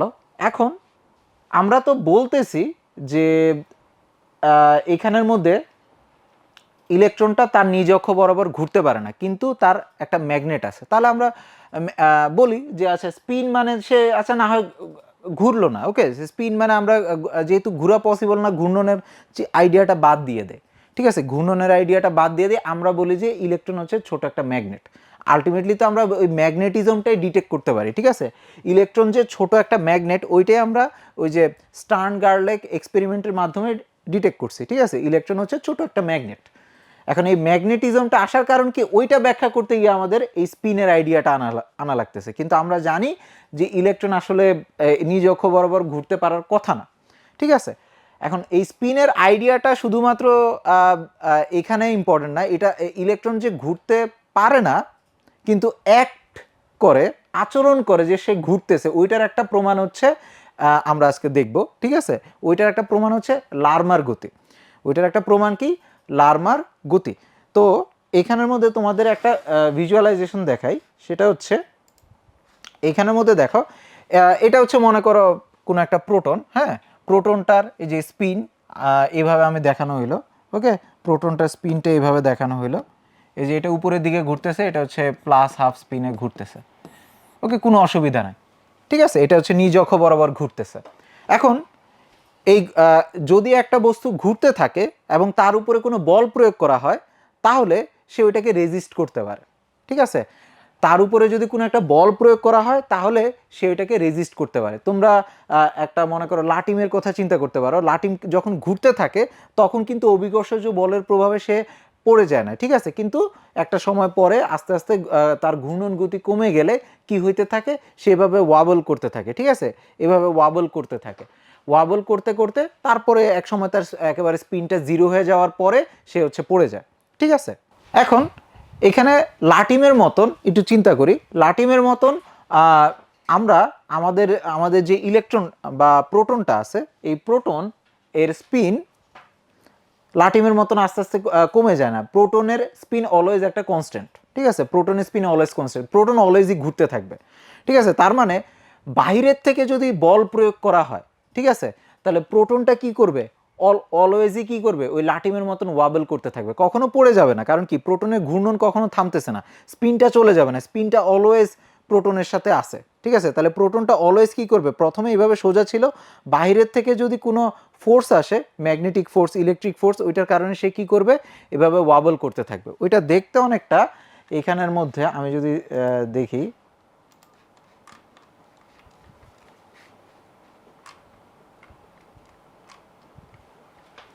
ওটা দেখতে অনেকটা এইরকম হবে, ব্যাপারটা বোঝা গেছে। এটা দেখতে অনেকটা এরকম হবে। এখানের মধ্যে দেখো স্পিনের ডিরেকশনটা হচ্ছে এই দিকে আছে, ঠিক আছে, স্পিনের ডিরেকশনটা হচ্ছে এই যে দেখো, এটা সে এই পথে ঘুরতেছে, ইলেকট্রনটা হচ্ছে এই পথে ওয়াবল করতেছে। তার স্পিনের ডিরেকশনটা এই দিকে ছিল, এই বাইরের থেকে এই দিকে বল প্রয়োগ করা হয়েছে, তা এই কারণে সে এই দিকে তোমার হচ্ছে ঘোরাঘুরি করতেছে, ওয়াবল করতেছে, ঠিক আছে, ওকে। তো ইলেকট্রনের স্পিনটাকে আমরা যদি এভাবে ঘূর্ণনের মাধ্যমে ব্যাখ্যা করতে পারি, তাহলে এটা ভিজুয়ালাইজেশন করাটা ইজিয়ার, ওকে। তো এই কারণে এই ধরনের গতিতে মনে করো একটা নির্দিষ্ট বলের প্রয়োগ করলে ইলেকট্রনগুলো যে এরকম ওয়াবলিং মোশনটা করতেছে, এটার নাম হচ্ছে প্রিসেশন বলে। এটার ভালো নাম হচ্ছে প্রিসেশন, ঠিক আছে। বাংলাতে গতি বলে, কি বাংলাতে গতি বলা হয়। তো ইংরেজিতে এই ধরনের গতিটাকে, এই যে একটা অক্ষকে কেন্দ্র করে এইভাবে যে ওয়াবল করাটা, এইটাকে বলা হয় প্রিসেশন। তো এটাকে আমরা আরো ভালোভাবে বলি, এটার নাম হচ্ছে লারমার প্রিসেশন, এটার নাম হচ্ছে লারমার প্রিসেশন, ওকে। লারমর প্রিসেশন। তো এই যে এইভাবে ঘুরতেছে, এটাতে তো একটা তোমার হচ্ছে রেটে ঘুরবে, তাই না, একটা নির্দিষ্ট বেগে ঘুরতেছে, ওই বেগটা হচ্ছে ওমেগা, বা আমরা এফ দিয়ে লিখতে পারি, ঠিক আছে, ওই বেগটা কি ওমেগা, ঠিক আছে, এই ওমেগা, এটা হচ্ছে লারমার বেগ। এই যে এই বৃত্তাকার পথে এইভাবে যে ওয়াবল করতেছে, এই ওয়াবলের ফ্রিকোয়েন্সিটা বা রেটটা হচ্ছে ওমেগা। এই ওমেগাটা হচ্ছে বাইরের থেকে যে ফোর্স প্রয়োগ করা হবে তার সমানুপাতিক, বাইরের থেকে যে ফোর্স প্রয়োগ করা হবে তার সমানুপাতিক, ঠিক আছে, বাইরের থেকে যে ফোর্সটা প্রয়োগ করা হবে তার সমানুপাতিক। ওকে, তো ইলেকট্রনটা এই যে বাইরের থেকে ফোর্সটা যত বেশি হবে তত জোরে এভাবে এভাবে ঘুরতে থাকবে, ঠিক আছে। তো এইখানের মধ্যে আমরা সাধারণত একটা ইলেকট্রনকে বাহ্যিক চৌম্বক ক্ষেত্রের মধ্যে রাখবো, ঠিক আছে, বাহ্যিক চৌম্বক ক্ষেত্রের মধ্যে রাখলে সে চৌম্বক বল অনুভব করবে, আর চৌম্বক বলের কারণে সে তার এই লারমার মোশন হবে, ঠিক আছে। তো একটা সুষম চৌম্বক ক্ষেত্রের মধ্যে রাখলে এরকম কি হবে, একটা লারমার বেগ পাবে, ওইটার ভ্যালু হবে হচ্ছে তোমার এখানে ফোর্সটা হবে হচ্ছে ম্যাগনেটিক ফিল্ডের সমানুপাতিক, আর এখানের মধ্যে একটা কনস্ট্যান্ট আসবে আর কি, ঠিক আছে। ওকে, এখানে আমি এটাকে ওমেগা লিখলাম, এইটা হচ্ছে আমার লারমার বেগের ইকুয়েশন, ঠিক আছে, লারমার বেগের ইকুয়েশন। এটা জাস্ট এটাই বলতেছে যে এখানে যে লারমার বেগটা হবে, এই বেগটা এই বাহ্যিক বলের সমানুপাতিক, বাহ্যিক বলটা যত বেশি হবে সে তত বেশি বেগে এখানে এভাবে এভাবে ওয়াবল করতে থাকবে, ঠিক আছে। ওকে, তো আশা করি এইটুকু আইডিয়া তোমরা বুঝতে পারলা যে ইলেকট্রনকে আমরা ইলেকট্রন বা প্রোটন, ঠিক আছে, যে কোনো ফার্মিয়নকে আমরা যদি চিন্তা করি যে এরা নিজ অক্ষ বরাবর ঘূর্ণন করতেছে, তাহলে এই লারমার বেগটা আমরা ব্যাখ্যা করতে পারি, ঠিক আছে। ওকে, তো এখন এনএমআর এর জন্য এটার ইম্পর্টেন্স কি, এনএমআর এর জন্য এটার ইম্পর্টেন্স হচ্ছে, এখন আমরা এনএমআর দিয়ে এটার ইম্পর্টেন্স একটু দেখি। তো আশা করি বুঝতে পারলা যে বাহ্যিক, এই যে এখানে চৌম্বক ক্ষেত্র দেওয়া হলো বি, ঠিক আছে, চৌম্বক ক্ষেত্রকে আমরা সাধারণত বি দিয়ে লিখি, চৌম্বক ক্ষেত্র দেওয়া হলো বি, আর এইখানে তোমার হচ্ছে স্পিন আছে হাফ, ঠিক আছে, স্পিন আছে হাফ। তো এই স্পিন বেগের কারণে আর এই বি বাহ্যিক বলের কারণে কি হবে, ইলেকট্রনটা এইভাবে ওয়াবল করতে থাকবে, এই ওয়াবলের কারণে যে বেগটা হবে ওমেগা, ওমেগার মানটা হবে হচ্ছে গামা, একটা কনস্ট্যান্ট, এটাকে জাইরোম্যাগনেটিক কনস্ট্যান্ট বলা হয়, গামা ইনটু তোমার হচ্ছে ওই ম্যাগনেটিক ফিল্ডের মানটা, ঠিক আছে। ওকে, আশা করি আমরা বুঝতে পারলাম। তো কোনো একটা ইলেকট্রন বা প্রোটনকে একটা যদি সুষম চৌম্বক ক্ষেত্রে রাখা হয়, তাহলে তারা কি করবে, এভাবে ওয়াবল করতে থাকবে। সুষম চৌম্বক ক্ষেত্রের মধ্যে রাখলে এরা হচ্ছে লারমার গতি প্রদর্শন করবে বা লারমার প্রিসেশন প্রদর্শন করবে। ওকে, তো এইটা আমাদের কাছে ক্লিয়ার। তো এখন এইটা দিয়ে আমাদের লাভটা কি হচ্ছে এটা আমরা একটু পরে দেখব, এটা দিয়ে আমরা ইমেজিংটা কিভাবে করব এটা আমরা দেখতেছি, অসুবিধা নাই। তাহলে সবাই হচ্ছে এভাবে ঘুরতেছে, ওকে, সবাই হচ্ছে এভাবে ঘুরতে থাকবে। তো এখন আমরা একটু পরে যাই। তো এইখান থেকে আমরা মোটামুটি এইটুকু বুঝলাম যে ইলেকট্রনের স্পিন আছে, আর একটা সুষম চৌম্বক ক্ষেত্রের মধ্যে রাখলে ওই স্পিনের কারণে একটা লারমার গতি হয়, ঠিক আছে, লাটিমের মতন এরকম ওয়াবল করতে থাকে, ঠিক আছে, এই ওয়াবলটাকে আমরা লারমার গতি বলি। তো এটা আমরা একটু ভিজুয়ালাইজেশন করার জন্য আমাদের শরীরের মধ্যে মনে করো যে প্রোটনগুলো আছে, প্রোটন কোথায় আছে, হাইড্রোজেনের নিউক্লিয়াস, প্রোটন বেসিক্যালি কি হাইড্রোজেনের নিউক্লিয়াস। তো হাইড্রোজেন আমাদের দেহে সবচেয়ে বেশি যে পরমাণুটা আছে সেটা হচ্ছে হাইড্রোজেন, ঠিক আছে, পানি, আমাদের শরীর 70% পানি, ওইখানে হাইড্রোজেন আছে, তারপরে প্রোটিন ওইখানের মধ্যে হাইড্রোজেন আছে, তারপরে ফ্যাট ওইখানের মধ্যে হাইড্রোজেন আছে, হাড় বাদে বাকি সব কিছুতে মোটামুটি হাইড্রোজেন আছে, ঠিক আছে। ওকে, হাড়ের মধ্যে আছে আই থিঙ্ক। তো এখানের মধ্যে এই যে এভাবে ছড়ায় ছিটা হচ্ছে এই সবগুলো প্রোটন আছে, ঠিক আছে, এরা কিন্তু ইলেকট্রন না, বাই দ্য ওয়ে, আমি যদি ভুলেও বলে থাকি, আমরা এখন নিউক্লিয়াসের প্রোটন নিয়ে আলোচনা করতেছি, তাহলে প্রোটনগুলো এভাবে ছড়ায় ছিটা তাদের স্পিনটা থাকবে, ঠিক আছে, স্পিনটা থাকবে। এখন আমরা যদি বাহ্যিক এই প্রোটনগুলোকে বাইরের থেকে একটা ম্যাগনেটিক ফিল্ডের মধ্যে রাখি, ঠিক আছে, একটা ম্যাগনেট দিলাম, ওকে, এই নর্থ আর সাউথ পোল দিলাম, এই ম্যাগনেটের মধ্যে দিলে কি হবে, ওকে, স্পিনের কারণে তো এরা বেসিক্যালি হচ্ছে ছোট ছোট নিউক্লিয়াস, ছোট ছোট ম্যাগনেট আকারে কাজ করবে, তাই না, এরা কিন্তু ছোট ছোট ম্যাগনেট, ঠিক আছে, এরা কিন্তু স্পিনের কারণে ছোট ছোট ম্যাগনেট হিসেবে কাজ করবে। স্পিনের কারণে এরা হচ্ছে কি হিসেবে কাজ করবে, ছোট ছোট ম্যাগনেট হিসেবে কাজ করবে, ঠিক আছে। ওকে, তো আমি জাস্ট এখানে দেখালাম যে এরা কিন্তু ছোট ছোট ম্যাগনেট, তো এক একটা প্রোটন এক একটা ছোট ছোট ম্যাগনেট। তো একটা চৌম্বকীয় যে পদার্থ আছে এদেরকে যদি একটা চৌম্বক ক্ষেত্রের মধ্যে রাখা হয় তাহলে ওরা ওই চৌম্বক ক্ষেত্র বরাবর অবস্থান করতে চায়, ঠিক আছে। একটা চৌম্বকীয় পদার্থকে যদি চৌম্বক ক্ষেত্রে রাখা হয় তাহলে সে ওই চৌম্বক ক্ষেত্র বরাবর অবস্থান করতে চায়। ব্যাপারটা বোঝা গেছে? তাহলে এইভাবে এই প্রোটনগুলা যেহেতু ছোট ছোট ম্যাগনেট, এদেরকে যখন বাহিরের একটা বড় ম্যাগনেটিক ফিল্ডে রাখা হবে এরা হচ্ছে এই ম্যাগনেটিক ফিল্ড বরাবর অবস্থান করার চেষ্টা করবে, ম্যাগনেটিক ফিল্ড বরাবর অবস্থান করার চেষ্টা করবে, ঠিক আছে। এই ম্যাগনেটিক ফিল্ড বরাবর অবস্থান করার চেষ্টা করবে। আচ্ছা, অবস্থান করবে। আর আরেকটা ব্যাপার হচ্ছে যে অবস্থান করার সাথে সাথে একটু আগে আমরা কি শিখছি, এই তাদের যেহেতু স্পিন আছে, স্পিনের কারণে তারা এরকম ওয়াবল করতে থাকবে, স্পিনের কারণে ওই ম্যাগনেটিক ফিল্ডের যে বলটা আছে ওই বলের কারণে তারা এরকম ওয়াবল করতে থাকবে, সবাই এরকম ওয়াবল করতে থাকবে, ঠিক আছে। সবাই এরকম, এখানের মধ্যে দেখানোটা একটু মুশকিল আসলে, এটা কি সবাই কি এরকম এরকম ঘুরতেছে, সবাই ঘুরতেছে ঘুরতেছে ঘুরতেছে। ওকে, আবার এইটা একটু ইন্টারেস্টিং, এটা হচ্ছে উল্টা দিকে ঘুরতেছে, তার মানে ম্যাগনেটিক ফিল্ড যেদিকে এই লালগুলা তার উল্টা দিকে ঘুরতেছে, ঠিক আছে। ম্যাগনেটিক ফিল্ড যেদিকে লালগুলা তার উল্টা দিকে ঘুরতেছে, আবার এখানের মধ্যে এরা হচ্ছে ম্যাগনেটিক ফিল্ডের দিকে ঘুরতেছে। ওকে, তো এখন কি হলো, যখন আমাদের বডিতে যে প্রোটনগুলো আছে এই প্রোটনগুলোকে একটা সুষম চৌম্বক ক্ষেত্রের মধ্যে রাখা হবে, এক নম্বরে কি হবে, এক নম্বরে এই প্রোটনগুলা ওই ম্যাগনেটিক ফিল্ডের দিকে অবস্থান করবে এবং ওই ম্যাগনেটিক ফিল্ডের দিকে দ্বিতীয়ত তারা লার্মার প্রেসেশন বা লার্মার গতি দেখাবে, ঠিক আছে। তারা কি দেখাবে, লার্মার গতি দেখাবে। এটা গেল। তো এইখান থেকে আমরা একটু দেখার চেষ্টা করি যে এখান থেকে কি হচ্ছে, একটু ভেক্টরের মাধ্যমে বোঝার চেষ্টা করি। এখানে কি হচ্ছে, এই যে এই কৌণিক ভরবেগটা হচ্ছে এইভাবে ঘুরতেছে, ঠিক আছে, কৌণিক ভরবেগটা হচ্ছে এইভাবে ঘুরতেছে। তা আচ্ছা, সবার কৌণিক ভরবেগ হচ্ছে এই ডিরেকশনে আছে, তাই না, সবারটা মোটামুটি প্যারালালে আছে। ও আচ্ছা, এটা আবার অ্যান্টি প্যারালাল হয়ে গেছে, ওকে, অসুবিধা নাই। তো এখানেও দেখো সবার এইখানের মধ্যে এই যে ছোট ছোট ম্যাগনেটিক মোমেন্টগুলো তৈরি হবে ঘূর্ণনের কারণে, এগুলা কি হবে, আস্তে আস্তে যোগ হবে, ঠিক আছে। এই ছোট ছোট ম্যাগনেটিক মোমেন্টগুলো কি হবে, যোগ হবে। তো এটা আমি দেখাই যে এইখানের মধ্যে দেখো এইটা, ঠিক আছে, তারপরে এইটা, সবগুলো ম্যাগনেটিক মোমেন্ট আস্তে আস্তে যোগ হয়ে বড় একটা ম্যাগনেটিক মোমেন্ট তৈরি করবে, ঠিক আছে। এরকম একটা ম্যাগনেটিক মোমেন্ট তৈরি হওয়ার কথা, ঠিক আছে। এরকম সবারটা যোগ হয়ে এই যে এই সবগুলা প্রোটনের ঘূর্ণনের কারণে যে ম্যাগনেটিক মোমেন্টটা তৈরি হবে ওইটা এইরকম যোগ হওয়ার কথা, তাই না, এরকম যোগ হওয়ার কথা। কিন্তু সমস্যা হচ্ছে এখানের মধ্যে সমস্যা যেটা, ওকে, এইখানের মধ্যে সমস্যা যেটা, সবাই ঘুরতেছে কিন্তু সিঙ্ক্রোনাসলি ঘুরতেছে না, ঠিক আছে, সমন্বিতভাবে ঘুরতেছে না। তো সমন্বিতভাবে না ঘোরার কারণে কি হবে একটু দেখি, ঠিক আছে।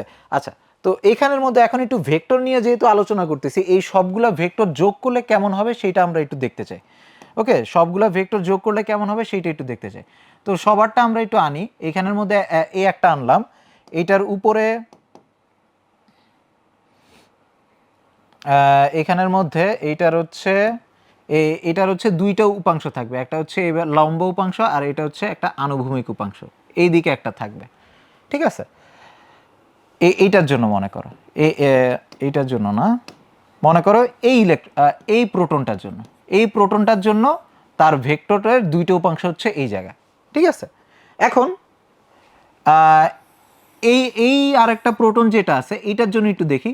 এখন মনে হচ্ছে কি এটার ডিরেকশনে এইদিকে না, এটার ডিরেকশনে এইদিকে না, এটার ডিরেকশনে এই একই ডিরেকশনে আছে বলে মনে হইতেছে না, তাই না। একই ডিরেকশনে আসলে কি এটার সাথে এমনি সোজাসুজি যোগ হওয়া উচিত, তাই না, সোজাসুজি যোগ হওয়া উচিত, দুইটার তো ডিরেকশন সেম মনে হচ্ছে, তাই না। কিন্তু সমস্যা এই জায়গায়, এখানে আসলে এরা কিন্তু ঘুরতেছে, ঠিক আছে, ঘুরতেছে। তো ঘূর্ণনের কারণে কি হবে একটু দেখো, ঘূর্ণনের কারণে কি হবে, এখানের মধ্যে আমি দুইটা কলম নিলাম, ওকে। এখন এখানের মধ্যে এই দুইজনেই ঘুরতেছে, ঠিক আছে। এখন এদেরকে সুন্দর মতন আমি যোগ করতে পারতাম যদি এরা এরকম সিঙ্ক্রোনাসলি ঘুরতো, এরা যদি একই দিকে এরকম ভাবে ঘুরতে থাকতো তাহলে এদেরকে সুন্দর মতন যোগ করা যেত, সিঙ্ক্রোনাসলি এরকম এরকম ঘুরলে, কিন্তু আসলে এটা হয় না, ঠিক আছে। কেউ একটু মনে করো জোরে ঘুরে, কেউ একটু আস্তে ঘুরে, ঠিক আছে। কারো ঘূর্ণনটা একটু জোরে, কারো ঘূর্ণনটা একটু আস্তে হয়, ঠিক আছে। তো এখানের মধ্যে এই যে কারো ঘূর্ণনটা একটু জোরে হবে, কারো ঘূর্ণনটা একটু আস্তে হবে। তো এটা একটু কঠিন আর কি, যে একই হাতে মনে করো দুই গতিতে ঘূর্ণনটা দেখানো, ঠিক আছে। কেউ একটু জোরে ঘুরবে, কেউ একটু আস্তে ঘুরবে। তো এটার কারণে কি হবে, এটার কারণে যেটা হবে আর কি, দেখো আমি যদি এরা যদি একই সাথে না ঘুরে, একই সাথে এভাবে না ঘুরে, কেউ একটু আগে থাকবে, কেউ একটু পরে থাকবে, ঠিক আছে। কেউ একটু আগে থাকবে, কেউ একটু পরে থাকবে, কেউ একটু আগে আর কেউ একটু পরে। তো পরে আগে পরে এরকম থাকার কারণে কি হবে, একজনের ডিরেকশন এই দিকে হবে, আরেকজনের ডিরেকশন মনে করো অপোজিটে হবে, এরকম অপোজিট ডিরেকশন হবে। তো অপোজিট ডিরেকশন হইলে সমস্যাটা কি হবে, দেখো সমস্যাটা যেটা হবে, এটার আনুভূমিক উপাংশ যেটা আছে, আনুভূমিক উপাংশ, এটাকে আমি অন্য কালার দিয়ে দেখাই। এটা মনে করো অপোজিট ডিরেকশনে আছে, যেহেতু একই সাথে না ঘুরলে, একই সাথে যদি না ঘুরে তাহলে একটা এই পজিশনে আছে, একটা এই পজিশনে আছে, একই সাথে যদি না ঘুরে, ঠিক আছে। এটা একটু দেখানো একটু মুশকিল, ঠিক আছে। একই সাথে যদি না ঘুরে তাহলে একটা এই দিকে আছে, একটা এই দিকে আছে। তো এই দিকে যদি থাকে তাহলে আমরা মনে করো এখানের মধ্যে যে উপাংশগুলো আছে, এই একটা উপাংশ আর এই হচ্ছে তার লম্ব উপাংশ, ঠিক আছে। এখন দেখো এই লম্ব উপাংশ দুইটা যোগ হবে, ঠিক আছে, কারণ এই দুইটা একই ডিরেকশনে আছে, অসুবিধা নাই। কিন্তু এই আনুভূমিক উপাংশ দুইটা কাটাকাটি চলে যাবে, আনুভূমিক উপাংশ দুইটা কি হবে, কাটাকাটি চলে যাবে, ঠিক আছে। তো একই সাথে না ঘোরার কারণে, ঠিক আছে, এভাবে সিঙ্ক্রোনাসলি না ঘোরার কারণে তাদের এই এই ঘূর্ণন বরাবর যে উপাংশগুলো আছে এরা ক্রস হয়ে কাটাকাটি হয়ে যাবে। ঘূর্ণন বরাবর যে উপাংশগুলো আছে এটা কাটাকাটি হয়ে যাবে, ঠিক আছে। ঘূর্ণন বরাবর এই যে এই আনুভূমিক বরাবর যে উপাংশটা আছে ওইটা কাটাকাটি হয়ে জিরো হয়ে যাবে, ঠিক আছে। তো এইখানের মধ্যে তোমার এখানে কি হবে, তাহলে আমরা বুঝতে পারলাম যে এখানের মধ্যে যে উপাংশগুলো আছে, উপাংশগুলোর কারণে এই যে এই যতগুলা প্রোটন আছে এই সবগুলার উলম্ব উপাংশটা যোগ হবে, ঠিক আছে। উলম্ব উপাংশটা যোগ হবে, আর আনুভূমিক উপাংশগুলা এই যেহেতু তারা একসাথে ঘুরতেছে না, ওকে, একসাথে না ঘোরার কারণে আনুভূমিক উপাংশটা জিরো হয়ে যাবে, ঠিক আছে। এই আনুভূমিক উপাংশটা জিরো হয়ে যাবে,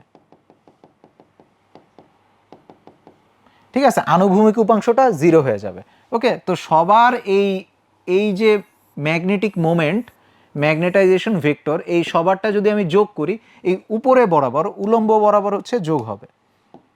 তাহলে এইটা একটা, এইটা আরেকটা, তারপরে এইখানে উপরে আরেকটা, তারপরে আরেকটা, ঠিক আছে। এভাবে করে যোগ হবে এই দুইজনের জন্য অপোজিট দিকে। তা এই দুইজনেরটা ক্যান্সেল করে ফেলবে, তাহলে ওভারঅল এই বড় একটা ভেক্টর পাওয়া যাবে, ঠিক আছে। ওভারঅল এই বড় একটা ভেক্টর পাওয়া যাবে, এই আনুভূমিক বরাবর এই বড় একটা, উলম্ব বরাবর একটা বড় ভেক্টর পাওয়া যাবে। এই সবারটা যদি যোগ করি তাহলে এইটা পাওয়া যাবে, ঠিক আছে। আনুভূমিক বরাবর কোনো ভেক্টর পাওয়া যাবে না। আশা করি এইটুকু ক্লিয়ার। কারণ কি সবাই একই সাথে ঘুরতেছে না, একই বেগে একই সাথে ঘুরতেছে না, সিঙ্ক্রোনাসলি ঘুরতেছে না, ঠিক আছে। সবার ঘূর্ণনটা সিঙ্ক্রোনাস না। এইটা হওয়ার কারণে ওই তাদের এই যে ঘূর্ণনের যে দিকটা আছে তারা তো অ্যাকচুয়ালি তোমার আনুভূমিক বরাবর ঘুরতেছে, তাই না। আনুভূমিক তল বরাবর ঘুরতেছে, ওই বরাবর সবগুলো ভেক্টর ক্যান্সেল হয়ে জিরো হয়ে যাবে। তাহলে এইটা হচ্ছে আমার ম্যাগনেটাইজেশন ভেক্টর, এটা হচ্ছে সবগুলার ম্যাগনেটাইজেশন ভেক্টর যোগ করলে এইটা পাওয়া যাবে, ঠিক আছে। এইটাকে আমি বি লিখি আপাতত, ম্যাগনেটাইজেশন ভেক্টর, ঠিক আছে, বি এম লিখলাম, ওকে। এটা দেখতে অনেকটা এরকম হবে, ওকে। তো আপাতত আমরা কি বুঝলাম, যে বাহিরের থেকে আমরা যখন ম্যাগনেটিক ফিল্ড দিতেছি, এইটার কারণে ম্যাগনেটিক ফিল্ড দেওয়ার কারণে সবাই একই দিকে, ঠিক আছে, হয় হচ্ছে ম্যাগনেটিক ফিল্ডের দিকে অথবা বিপরীত দিকে লারমার গতি প্রদর্শন করবে। এখন লারমার গতি প্রদর্শন করার সময় আরেকটা ফ্যাক্ট চলে আসলো কি, তারা একই সাথে ঘোরাঘুরি করে না, ঠিক আছে। সবার ঘূর্ণনটা কি সিঙ্ক্রোনাস না, এটা হচ্ছে সিঙ্ক্রোনাস ঘূর্ণন, কিন্তু সবাই হচ্ছে সিঙ্ক্রোনাসলি ঘুরে না। তো না ঘুরার কারণে তাদের শুধুমাত্র উলম্ব উপাংশটা যোগ হচ্ছে, আনুভূমিক উপাংশগুলা ক্যান্সেল হয়ে যাচ্ছে, তোমরা যদি ভেক্টর দিয়ে চিন্তা করতে চাও, এটা একটু ভিজুয়ালাইজেশন করা কঠিন, কারণ হচ্ছে ভেক্টরটা কিন্তু হচ্ছে এরকম এক জায়গায় নেই, তারা কিন্তু ঘুরতেছে সবগুলা, ঠিক আছে? ঘূর্ণনের কারণে যদি একসাথে না ঘুরে তাদেরকে আমরা যোগ করতে পারি না, জাস্ট এইটুকু মনে রাখো। এবং এইটুকু হচ্ছে আমাদের কাছে আসলো। এখন এরপরে আসে হচ্ছে রেডিও ওয়েভের হিসাব নিকাশ এরপরে আসে। কারণ কি, রেডিও ওয়েভ যেটা করার চেষ্টা করে এদের সবাইকে একসাথে ঘোরানোর চেষ্টা করে। রেডিও ওয়েভ যেটা করার চেষ্টা করবে এদের সবাইকে একসাথে ঘোরানোর চেষ্টা করবে, সিনক্রোনাসলি ঘোরানোর চেষ্টা করবে, ঠিক আছে? এদের সবাইকে একসাথে ঘোরানোর চেষ্টা করবে। একসাথে ঘোরানোর চেষ্টা করলে কি হবে তাহলে দেখি।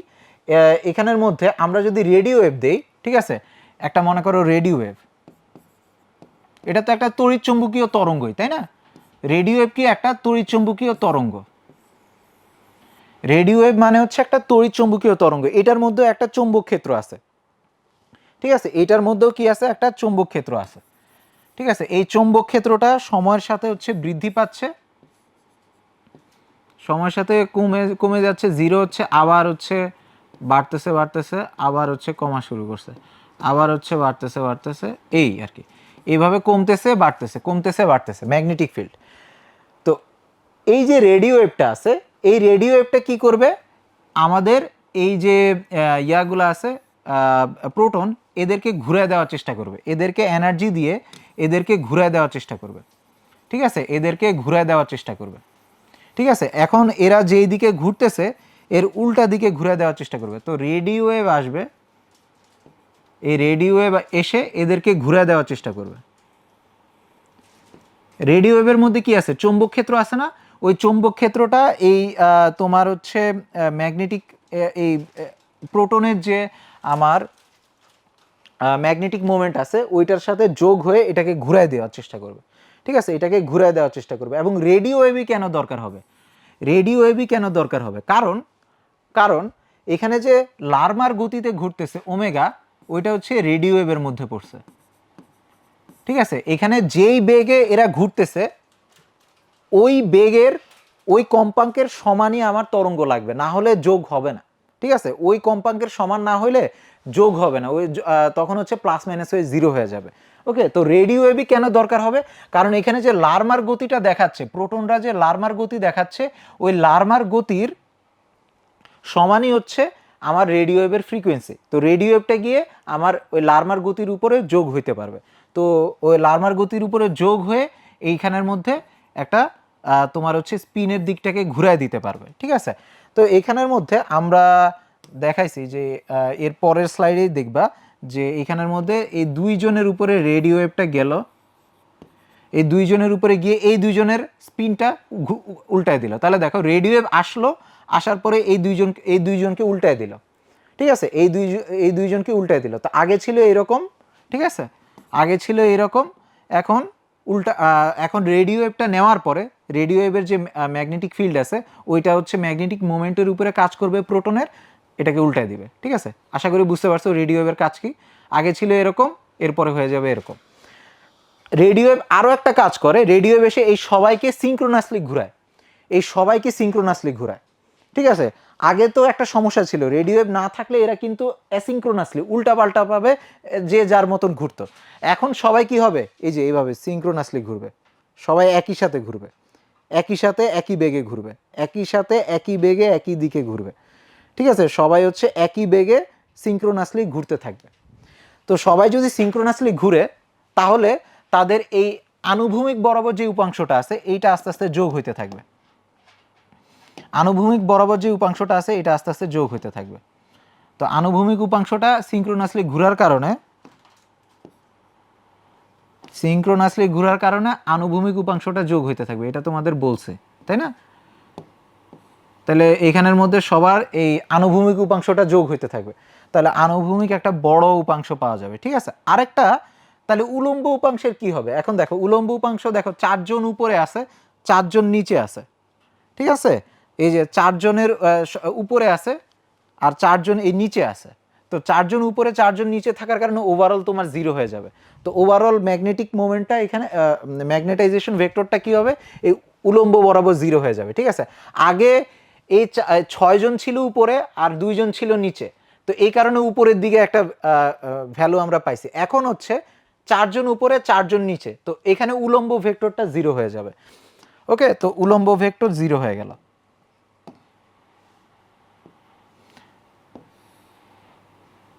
তাহলে আমার ম্যাগনেটাইজেশন ভেক্টর বি যেটা আছে, বি এম ম্যাগনেটাইজেশন ভেক্টর, ওকে, আগে ছিল এইরকম, পরে রেডিও ওয়েভ দেওয়ার পরে এরকম হয়ে গেছে। ঠিক আছে, আগে ছিল এরকম, তারপরে রেডিও ওয়েভ দিলাম, ঠিক আছে, রেডিও ওয়েভ দিলাম, তারপরে এরকম হয়ে গেল। ঠিক আছে, এই রেডিও ওয়েভের কারণে এরকম হয়ে গেল। ওকে, ঠিক আছে। আর এটা কিন্তু এরকম বসে নাই, ঠিক আছে, আনুভূমিক দিকে কিন্তু এরা সবাই ঘুরতেছে, তার মানে এটা অ্যাকচুয়ালি এভাবে ঘুরবে আর কি, এই ম্যাগনেটিক মোমেন্টটা এরকম ঘুরবে। ঠিক আছে, ম্যাগনেটিক মোমেন্টটা ঘুরবে, আর এই ঘূর্ণনের কারণেই আমরা অ্যাকচুয়ালি সিগন্যালটা পাবো। ঠিক আছে, এই আনুভূমিক বরাবর যে ঘুরতেছে, এই ঘূর্ণনের কারণেই আমরা হচ্ছে সিগন্যালটা পাবো। আগে কিন্তু এটা কিন্তু ঘুরতো না। ঠিক আছে, এইটা কিন্তু ঘুরতো না, অনুভূমিক বরাবর কিন্তু ঘুরতেছে না। ঠিক আছে, কিন্তু সরি, উলম্ব বরাবর কিন্তু ঘুরতেছে না। ঠিক আছে, উলম্ব বরাবর ঘুরতেছে না, কিন্তু এই আনুভূমিক বরাবর কিন্তু এভাবে বসে নাই অ্যাকচুয়ালি। এখানে দেখে মনে হচ্ছে যে বসে আছে, কিন্তু আসলে এই ওভারঅল ভেক্টরটাই কি হচ্ছে, ঘুরতেছে। ওভারঅল ভেক্টরটাই কি হচ্ছে, ঘুরতেছে। ঠিক আছে, এইভাবে এভাবে ঘুরতেছে। ওকে, তো এটা বোঝানোর জন্য আমি এইভাবে দেখাই দিই যে এটা আসলে ঘুরতেছে। ঠিক আছে, এটা আসলে ঘুরতেছে, এটা ঘুরতেছে না, কিন্তু এইখানে ঘুরতেছে। সিঙ্ক্রোনাইজ করার কারণে এখানে ওভারঅল হচ্ছে একটা ঘূর্ণন তৈরি হচ্ছে। তার মানে একটা, এই যে ওভারঅল যে সবগুলা আমার প্রোটন, এদেরকে একদিকে করার কারণে একটা ঘূর্ণনশীল ম্যাগনেটিক ফিল্ড আমি তৈরি করতে পারলাম, একটা ঘূর্ণনশীল ম্যাগনেটিক ফিল্ড তৈরি করতে পারলাম। তো এইখান থেকে কি হবে এখন একটু দেখি আমরা। যদি আমাদের প্রোটনগুলোকে আমরা একটা বাহ্যিক সুষম চৌম্বক ক্ষেত্রের মধ্যে রাখি, এরা হচ্ছে লার্মার গতি দেখাবে। ওকে, ভালো কথা, কিন্তু সমস্যা হচ্ছে এরা হচ্ছে সিঙ্ক্রোনাসলি সমন্বিতভাবে ঘুরবে না। সমন্বিতভাবে না ঘুরার কারণে এদের যে তোমার ভেক্টরটা ওইটা অঘূর্ণনশীল হবে। ঠিক আছে, ওভারঅল ঘূর্ণনটা সবারটা ক্যান্সেল হয়ে যায়, তো ওভারঅল যে ভেক্টরটা আছে ওইটা আর ঘুরবে না। কিন্তু আমরা যখন রেডিও ওয়েভ দিচ্ছি, রেডিও ওয়েভ দেওয়ার কারণে এই ঘূর্ণনটা এখন সিঙ্ক্রোনাইজ হয়ে যাবে। ঠিক আছে, সিঙ্ক্রোনাইজ হয়ে যাওয়ার কারণে এখন ওভারঅল ভেক্টরটা এখন ঘুরতে থাকবে। ওভারঅল ভেক্টরটা কি হয়ে যাবে, ঘুরতে থাকবে। সবাই যেহেতু সিঙ্ক্রোনাসলি ঘুরতেছে, তাহলে ওভারঅল ভেক্টরটা ঘুরতে থাকবে।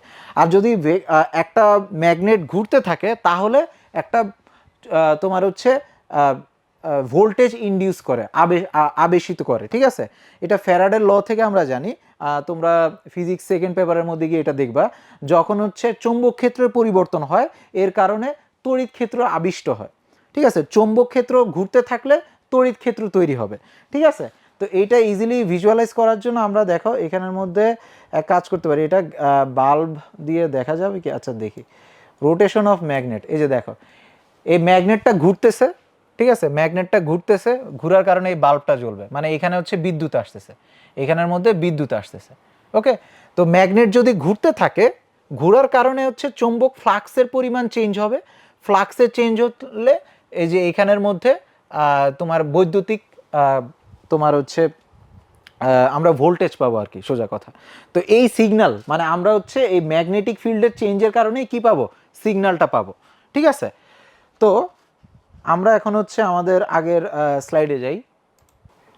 এইখানের মধ্যে দেখো, আগে রেডিও ওয়েভ দেওয়ার আগে জাস্ট আমার ওভারঅল ম্যাগনেটিক ফিল্ডটা এরকম সোজা ছিল, কোনো ঘোরাঘুরি নেই। ঠিক আছে, এখন রেডিও ওয়েভ দিলাম, এটা হচ্ছে এই দিক বরাবর ঘুরতেছে।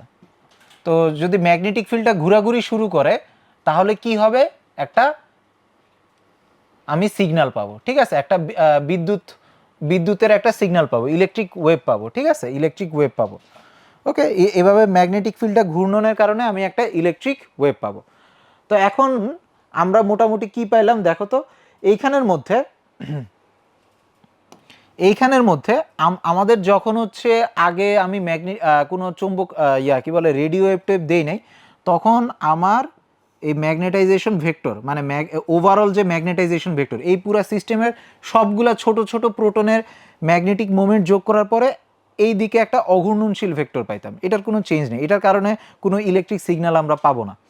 কিন্তু কিন্তু আমরা যখন হচ্ছে রেডিও ওয়েভ দিচ্ছি, ঠিক আছে, আমরা যখন রেডিও ওয়েভ দিতেছি, ওকে, আচ্ছা সরি, এখানের মধ্যে আমরা হচ্ছে যখন রেডিও ওয়েভ দিতেছি, এখানের মধ্যে একটু ভুল বলছি, এটা অলরেডি হচ্ছে রেডিও ওয়েভ দেওয়া অবস্থায় আছে। রেডিও ওয়েভ দেওয়ার কারণে আমাদের এই ম্যাগনেটিক মোমেন্টটা হচ্ছে এইভাবে পরিবর্তন হবে। ওভারঅল যে ম্যাগনেটাইজেশন ভেক্টরটা আছে এটা এইভাবে ঘুরতে থাকবে, ঠিক আছে, এটা হচ্ছে ঘুরতে থাকবে। এটাকে আমি এইভাবে দেখাই, ওকে,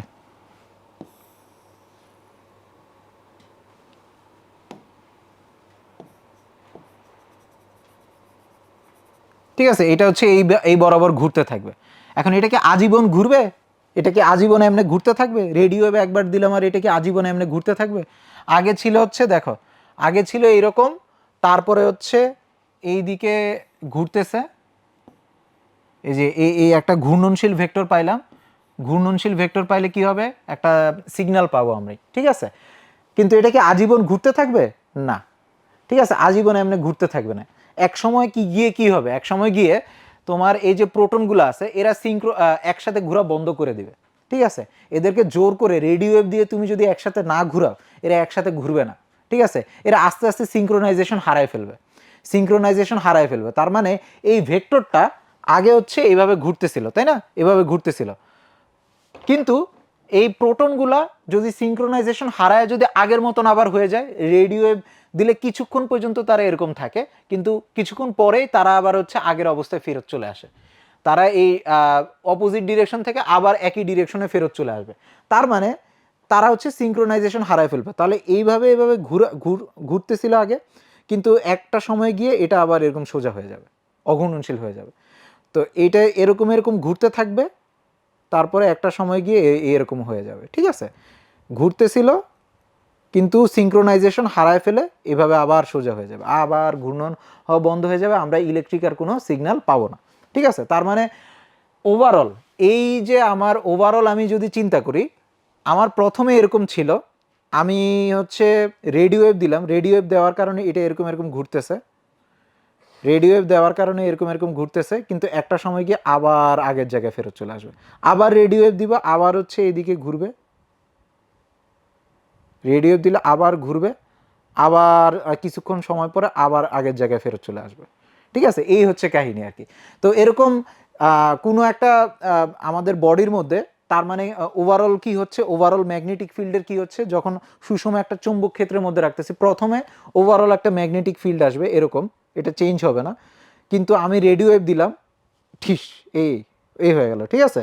এটা হওয়ার পরে এটা ঘুরতে থাকবে, এটার কারণে আমি সিগন্যাল পাবো, কিন্তু এটা বেশিক্ষণ থাকবে না, এইটা আবার চেঞ্জ হইতে হইতে আবার আগের মতন হয়ে যাবে। আবার আমি রেডিও ওয়েভ দিব, ঠিস, তারপর আবার হচ্ছে ঘুরতে থাকবে, তারপরে আবার আগের মতন হয়ে যাবে, এরকম। তো এই যে আমি রেডিও ওয়েভ দিয়ে এটা হচ্ছে ঘুরতে ঘুরতে ঘুরতে ঘুরতে আগের অবস্থায় ফেরত আসলো, এই সময়টার মধ্যে আমরা জাস্ট সিগন্যালটা পাবো, ঠিক আছে। এই সময়টার মধ্যে আমরা জাস্ট সিগন্যালটা পাবো।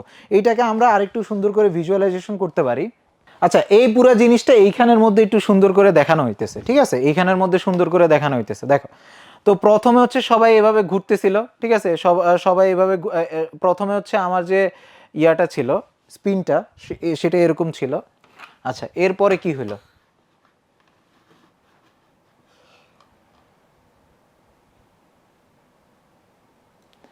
ওকে, তো এইখানের মধ্যে এই ছবিটার দিকে একটু তাকাও, এই যে এখানের মধ্যে এই নিচের এই ছবিটার দিকে তাকাও। আমি যখন হচ্ছে বাইরের থেকে রেডিও ওয়েভ দিব, তখন হচ্ছে এইভাবে এটা চেঞ্জ হয়ে যাচ্ছে। এটা প্রথমে সোজা ছিল, তারপরে আস্তে আস্তে ঘুরতে ঘুরতে ঘুরতে এই যে এই নিচে চলে আসবে, ঠিক আছে, এই যে নিচে চলে আসবে, ঠিক আছে, নিচে চলে আসবে।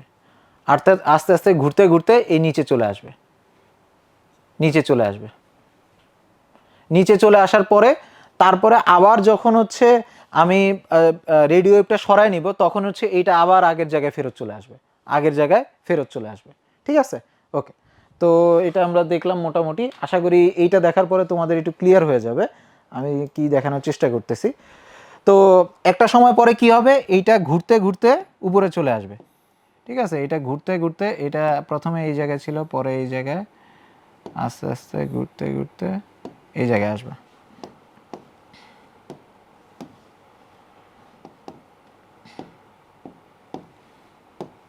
আচ্ছা দেখো, প্রথমে ভেক্টরটা এই জায়গায় ছিল, পরে ঘুরতে ঘুরতে ঘুরতে এই জায়গায়, তারপরে আস্তে আস্তে এই জায়গায়, তারপরে আবার আগের মতন এরকম সোজা অঘূর্ণনশীল হয়ে যাবে। ঠিক আছে, এই এক একটা সার্কেল দিয়ে বোঝাচ্ছিল এবং ঘুরতে ঘুরতে ঘুরতে উপরে উঠতেছে। তো উপরে ওঠার পরে আগের জায়গায় ফেরত চলে আসবে। তো আমাদের এই থেকে এই জায়গায় যাইতে যে সময়টা লাগতেছে, ওই সময়ের মধ্যে আমাদের সিগন্যালটা নিতে হবে, সিগন্যাল নিয়ে ইমেজিং করতে হবে। ঠিক আছে, সিগন্যালটা নিতে হবে এই সময়ের মধ্যে এবং ইমেজিংটা করতে হবে। এখান থেকে এই পজিশন থেকে, এখান থেকে ঘুরতে ঘুরতে যখন উপরে যাচ্ছে, এই সময়ের মধ্যে আমাকে ইমেজিংটা করতে হবে। তো এখন আমরা এইখানে এনএমআর সিগন্যাল থেকে, ওকে, এনএমআর সিগন্যালটা বাইর করার চেষ্টা করব। তো আমরা এতক্ষণ ধরে দেখলাম যে আমাদের বাহ্যিক যে চৌম্বক ক্ষেত্রটা দিছি ওইটার পরে আমরা রেডিও ওয়েভ দেওয়ার কারণে এরকম একটা ঘূর্ণনশীল ম্যাগনেটিক ফিল্ড তৈরি হচ্ছে। ঠিক আছে, ঘূর্ণনশীল ম্যাগনেটিক ফিল্ড, এই ঘূর্ণনশীল ম্যাগনেটিক ফিল্ড তৈরি হচ্ছে। ঠিক আছে, তো এইখানের মধ্যে আমি ওইটা আবার আঁকি, এই ঘূর্ণনশীল ম্যাগনেটিক ফিল্ড তৈরি হচ্ছে, ঘূর্ণনশীল ম্যাগনেটিক ফিল্ড তৈরি হচ্ছে। ওকে, তো এই ঘূর্ণনশীল ম্যাগনেটিক ফিল্ডকে আমরা হচ্ছে সাইন বা কস ফাংশন দিয়ে প্রকাশ করতে পারি। তো ওইটাকে আমি জাস্ট লিখলাম যে কস ওমেগা টি। ঠিক আছে, এই যে আমার ম্যাগনেটিক ফিল্ড যেটা দেওয়া আছে সেটা হচ্ছে কস ওমেগা টি।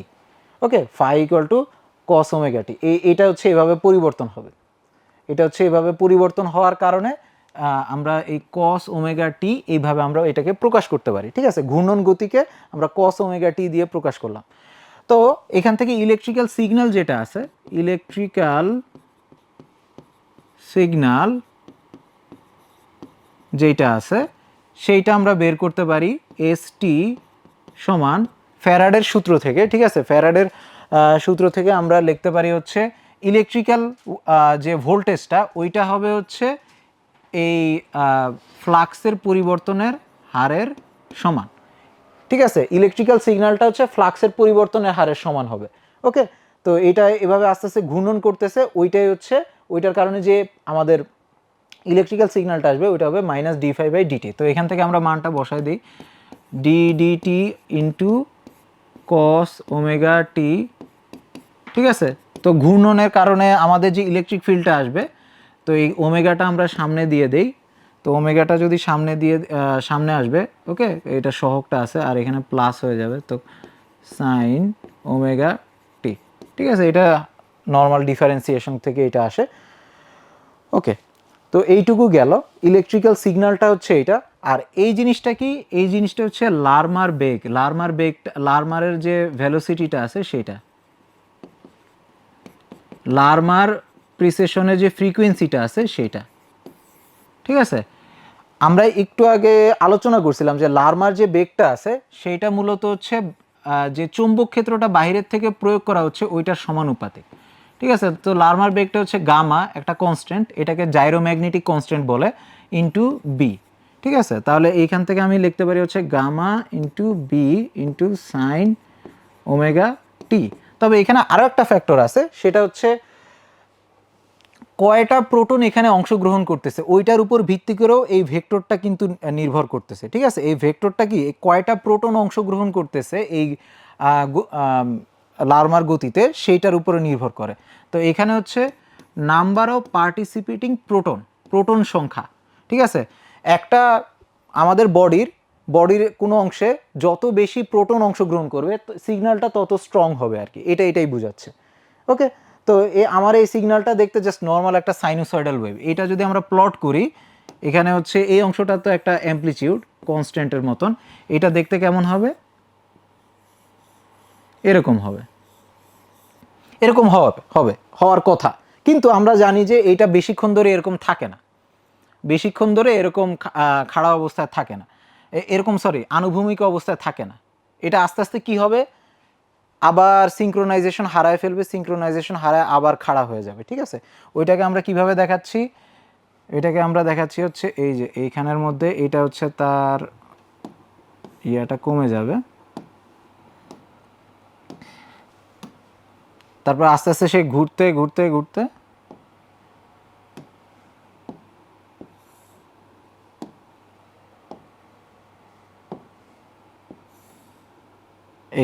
ঠিক আছে, এইভাবে এইভাবে ছিল, ঘুরতে ঘুরতে ঘুরতে ঘুরতে আবার এই জায়গায় চলে আসবে। তো এটার কারণে কি হইলো, এটার কারণে দেখো তার আনুভূমিক বরাবর যে ঘূর্ণনটা ছিল ওইটা আস্তে আস্তে কমে যাচ্ছে, তাই না? আনুভূমিক বরাবর যে ঘূর্ণনটা আছে,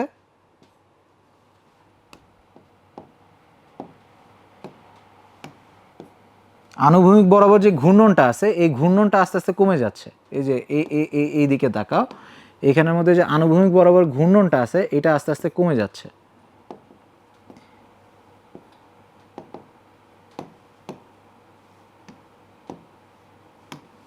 ঠিক আছে, এই যে এখানের মধ্যে আনুভূমিক ঘূর্ণনটা আস্তে আস্তে কমে যাচ্ছে। ওকে, তো এইটা আস্তে আস্তে আমরা মোটামুটি দেখে ফেললাম। তো আনুভূমিক বরাবর ঘূর্ণন যদি কমে যায়, ঠিক আছে, আস্তে আস্তে যদি এই ম্যাগনেটিক ফিল্ডটা ঘোরা বন্ধ করে দেয়, ঠিক আছে, এটা তো প্রথমে এইভাবে ঘুরতেছিল, ঘুরতে ঘুরতে ঘুরতে ঘুরতে এরকম বন্ধ হয়ে গেছে, তার মানে তখন ইলেকট্রিক সিগন্যালটাও তো নাই হয়ে যাবে, ইলেকট্রিক সিগন্যালটাও তো নাই হয়ে যাবে। তো এইটা আমরা বুঝাবো কীভাবে? তার মানে ইলেকট্রিক সিগন্যালটা অলওয়েজ এরকম থাকবে না। ঠিক আছে, ইলেকট্রিক সিগন্যালটা কেমন হবে? ইলেকট্রিক সিগন্যালটা তাহলে দেখতে কেমন হবে? ঠিক আছে, ইলেকট্রিক সিগন্যালটা দেখতে কেমন হবে? ইলেকট্রিক সিগন্যালটা দেখতে হবে হচ্ছে, আমরা যদি আঁকি, প্রথমে এটার মান বেশি থাকবে, ঠিক আছে, কিন্তু আস্তে আস্তে আস্তে আস্তে আস্তে এটা আস্তে আস্তে জিরোর কাছে চলে যাবে। ইলেকট্রিক সিগন্যালটা দেখতে এইরকম হবে। ঠিক আছে, যেহেতু এটা ঘূর্ণনটা আস্তে আস্তে কমে গিয়ে উপরে চলে যায়, সেহেতু ইলেকট্রিক সিগন্যালটা দেখতে এরকম হবে। এটা আমরা যদি এখানের মধ্যে একটা e⁻⁻t/t2 বসাই, এই ফ্যাক্টরটা দিয়ে আমরা এটা বুঝাইতে পারি। তো এটা যদি একটু বুঝতে অসুবিধা হয়, আমি আবার বলি প্রথম থেকে, আমাদের একটু ভিজুয়ালাইজেশন দিয়ে আমরা গ্রাফ দিয়ে দেখি। ঠিক আছে, গ্রাফ দিয়ে যদি দেখি তাহলে এটা আমাদের কাছে ক্লিয়ার হবে। আমরা একটা গ্রাফ দিয়ে এটা একটু দেখি।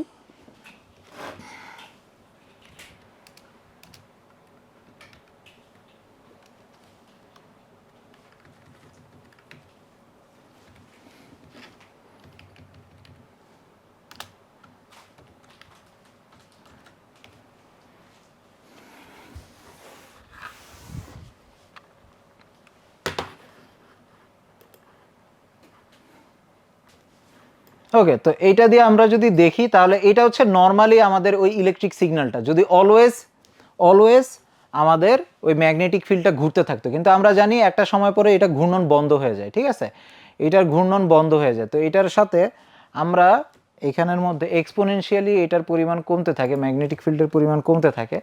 তো এইটা আমরা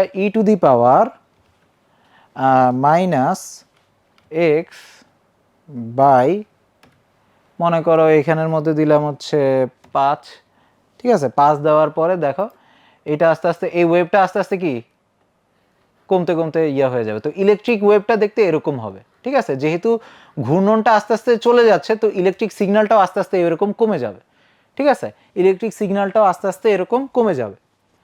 ওকে, এইখানের মধ্যে আসলে আসল ডিফারেন্সটা তৈরি হয়। আমরা আসলে বডির যে ইমেজিংটা করি, এইটা আসলে বডির বিভিন্ন জায়গার মধ্যে এই যে আস্তে আস্তে তোমার হচ্ছে প্রোটনগুলা হচ্ছে প্রথমে হচ্ছে ওভারঅলটা ঘুরতেছিল, ওভারঅল ম্যাগনেটাইজেশন ভেক্টরটা ঘুরতেছিল, ঘুরতে ঘুরতে আবার দেখাই, ওভারঅল ম্যাগনেটাইজেশন ভেক্টরটা হচ্ছে ঘুরতেছিল, ঘুরতে ঘুরতে ঘুরতে আবার অঘূর্ণনশীল হয়ে গেছে।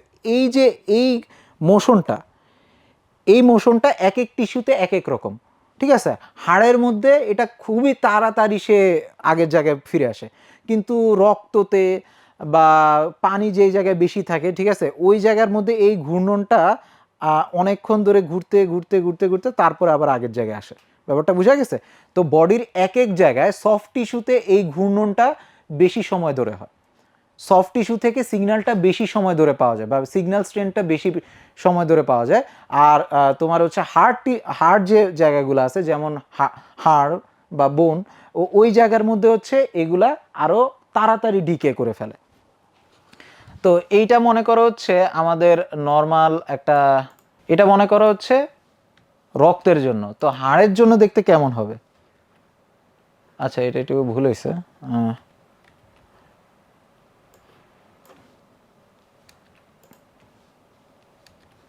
হাড়ের জন্য দেখতে কেমন হবে? এখানের মধ্যে আমি যদি 2 এর জায়গায় 1 দিয়ে দিই, ঠিক আছে, তাহলে এখানে দেখো হাড়েরটা এই যে সাদা কালি দিয়ে দেখাচ্ছে, দেখো খুব আগেই এটা সিগন্যালটা নাই হয়ে গেছে। ওকে, সিগন্যালটা আগেই একেবারে নাই হয়ে গেছে। আমি যদি মনে করো অন্য একটা জায়গায় নিই, যেমন মনে করো ব্রেইনের মধ্যে একটু বেশি সময় থাকবে, তবে রক্তের মতন বেশি থাকবে না। তো এটাকে আমি মনে করো দিলাম 3 দিয়ে, ঠিক আছে। এই ব্রেনের সিগন্যালটা হচ্ছে ব্লু কালার দিয়ে আসছে। আচ্ছা, এটা এখানের মধ্যে, ঠিক আছে। আচ্ছা, এই 3টা দেখতে একটু হজবরল মনে হচ্ছে, তাহলে আমরা এক কাজ করি, এই সাইনটা সরাই দিই, তাহলে বুঝতে একটু সুবিধা হবে। সাইনটা সরাই দেই। আচ্ছা, এখানের মধ্যে 5 ছিল, সাইনটা সরাই দেই জাস্ট বোঝার জন্য যে কিভাবে কমতেছে।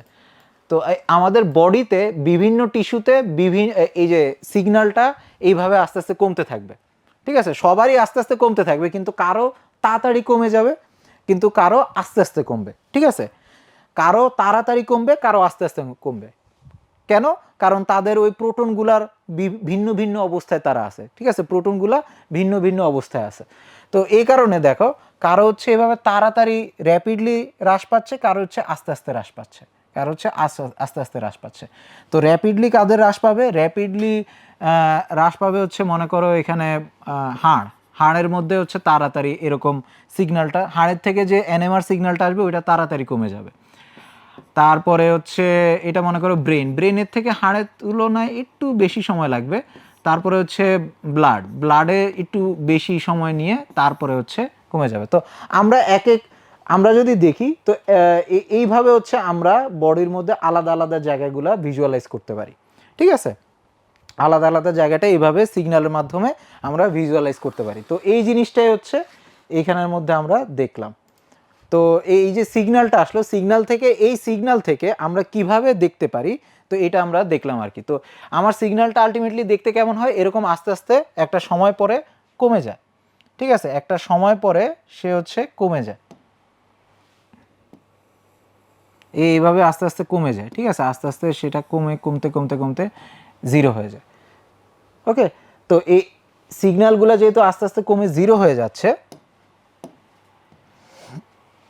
এই যে কমতে কত সময় লাগলো এইটাকে আমরা T2 বলি, ঠিক আছে। এই কমতে কতটুকু সময় লাগলো এটা T2-র উপর নির্ভর করে। আমরা যদি ওই ইকুয়েশনটা আবার দেখি, এই যে এই সিগন্যালগুলা এনএমআর সিগন্যালের ইকুয়েশনটা যদি দেখি, NP number of participating proton, মানে কতগুলো প্রোটন এই এনএমআরে অংশগ্রহণ করতেছে, তারপরে হচ্ছে গামা ইন্টু বি, তারপরে হচ্ছে সাইন ওমেগা টি, আর মেইন ডিফারেন্সটা হচ্ছে কি, এটা হচ্ছে সারা জীবন থাকবে না, মাইনাস e⁻t/t²। এই যে এই T2 এর উপরে ভিত্তি করে এক একটা টিস্যু এক এক রকম ভাবে সিগন্যাল দিবে, ঠিক আছে। কোনো একটা টিস্যু আগে কমে যাবে, কোনো একটা টিস্যু একটু দেরিতে কমবে। ওকে, এটা আমরা একটু আগে আলোচনা করছি। তো এখানের মধ্যে যদি আমরা দেখি, এই যে আমাদের হাড় যে আছে, হাড়ের মধ্যে হচ্ছে এই T2 এর মানটা অনেক ছোট, তার মানে এটা খুব তাড়াতাড়ি কমে যাবে। হাড়ের মধ্যে এই T2 এর ভ্যালুটা খুব তাড়াতাড়ি কমে যাবে। আর হচ্ছে লাংস, এদের মধ্যে একটু বেশি সময় লাগবে। তারপর লিভার, এদের জন্য দেখো যত সফট টিস্যু হচ্ছে তত বেশি সময় ধরে সিগন্যাল পাওয়া যাবে। গ্রে ম্যাটার, মানে এটা ব্রেইনের মধ্যে আরেকটু বেশি সময় পাওয়া যাবে। ব্লাড, এটার মধ্যে আরও বেশি মিলিসেকেন্ড সময় ধরে আমার সিগন্যালটা পাওয়া যাবে, ঠিক আছে। সিগন্যালগুলো আস্তে আস্তে কম। তো আমি যদি দেখি, এই যে ভিজুয়ালাইজেশন করি, তো এখানে দেখো এটা হচ্ছে আমার এনএমআর সিগন্যাল, ঠিক আছে। এনএমআর সিগন্যালটা এই জায়গায় আছে, এসটি। তো আমি যদি এখানের মধ্যে ধরো এই জায়গাটাতে এসে স্ক্যান করি, আমি যদি স্ক্যান করার সময়টা এই জায়গাতে চুজ করি, তাহলে কি হবে? তো দেখো এইখানের মধ্যে এই যে সাদা লাইনটা আছে, এইটার হচ্ছে স্ট্রেনটা একটু কম হবে। ওকে, এই সাদা লাইনটা, এইটার পরিমাণটা কি হবে? কম হবে, মানে এইটার ব্রাইটনেসটাও কম হবে, এটা ডার্ক হবে। তারপরে এইখানের থেকে যদি আমরা মনে করো এই লাল লাইনটা দেখি,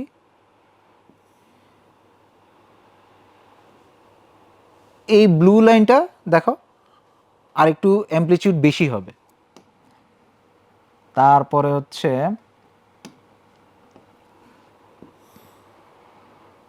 এটার অ্যামপ্লিটিউডটা আরও বেশি হবে, ঠিক আছে। তো এই জায়গায় এসে যদি আমরা স্ক্যান করি, ঠিক আছে, এই জায়গায় এসে যদি আমরা স্ক্যান করি, এই যে স্ক্যান, এটাকে টিআর বা টিই এক্সাইটেশন টাইমও বলা হয়, ঠিক আছে।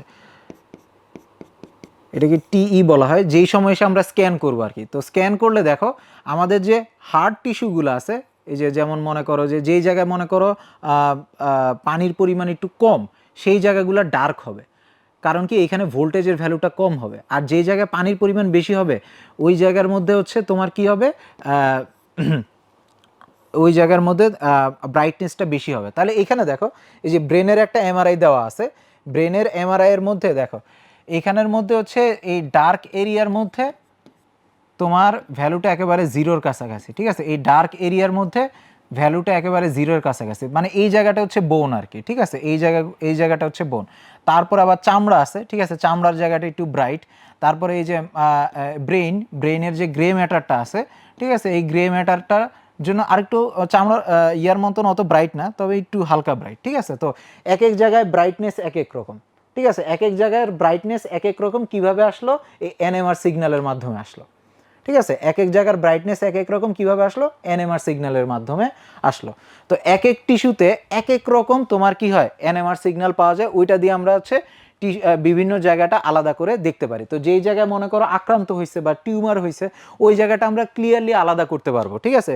টিউমার যেই জায়গায় হয়েছে দেখো ওই জায়গার মধ্যে সাধারণত তোমার কি হবে, এই যে এই এনএমআর সিগন্যালটা আগেই ডিকে হয়ে যাবে, ঠিক আছে। এনএমআর সিগন্যালটা আগেই ডিকে হয়ে যাবে, ওই জায়গাটা একটু ডার্ক হয়ে যাবে, ব্যাপারটা বোঝা গেছে, ওই জায়গাটা ডার্ক হয়ে যাবে। তো এইভাবে হচ্ছে আমরা ক্যান্সার, টিউমার, এগুলো হচ্ছে এনএমআর এর মাধ্যমে আমরা মানুষের বডি কাটার আগেই ডিটেক্ট করে ফেলতে পারি। ওকে, তো এখানের মধ্যে একটু এনএমআর মেশিনটা আমরা একটু দেখলাম। এনএমআর মেশিনের মধ্যে এইখানের মধ্যে দেখো এই যে এটা হচ্ছে ম্যাগনেট। ওকে, এইখানের মধ্যে এই জায়গাটা হচ্ছে ম্যাগনেট, এই জায়গাটা হচ্ছে ম্যাগনেট, ঠিক আছে। এইখান থেকে হচ্ছে আমাদের ওই বাহ্যিক যে শক্তিশালী একটা চৌম্বক ক্ষেত্র তৈরি হয় সেটা তৈরি হবে। এই চৌম্বক ক্ষেত্রের ভ্যালু হবে 3 টেসলার সমান। এই চৌম্বক ক্ষেত্রের ভ্যালু হবে প্রায় 3 টেসলার সমান।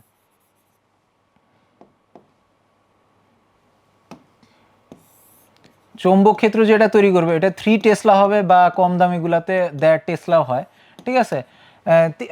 3 টেসলা, 1.5 টেসলা এরকম হবে। ওকে, তারপরে হচ্ছে এখানে আবার রেডিও ফ্রিকোয়েন্সি কয়েল আছে, এটা কি করবে? রেডিও ওয়েভ জেনারেট করবে, ঠিক আছে। রেডিও ফ্রিকোয়েন্সি এটা কি করবে? রেডিও ওয়েভ জেনারেট করবে, ঠিক আছে। রেডিও ওয়েভ জেনারেট করবে, রেডিও ফ্রিকোয়েন্সি কয়েল থেকে এখানে রেডিও ওয়েভ জেনারেট হবে। তো এই এমআরআই মেশিনে একটা বড় একটা ম্যাগনেট থাকবে, আর এই ম্যাগনেটের মধ্যে একটা রেডিও ওয়েভ ফ্রিকোয়েন্সি তৈরি করার জায়গা থাকবে। আরেকটা অংশ আছে গ্রেডিয়েন্ট কয়েল, ঠিক আছে। এখানের মধ্যে আরেকটা জিনিস আছে গ্রেডিয়েন্ট কয়েল, এটা এই জায়গার মধ্যে থাকে, ঠিক আছে। ওইগুলো হচ্ছে এরকম জাস্ট কপার কয়েলের মতন গ্রেডিয়েন্ট কয়েল থাকে। এই কয়েলগুলা কি করে? এই কয়েলগুলা হচ্ছে আমাদের এই যে ম্যাগনেটটা একটা সুষম চৌম্বক ক্ষেত্র তৈরি করতেছে, এটার অবস্থান অনুসারে হালকা তোমার একটু অ্যাডজাস্টমেন্ট করে, কোনো জায়গায় একটু বাড়ায় দেয়, কোনো জায়গায় একটু কমায় দেয়। আচ্ছা, কেন এরকম সুষম চৌম্বক ক্ষেত্রকে এটা একটু অসম চৌম্বক ক্ষেত্র করে? এটা কেন করতেছে?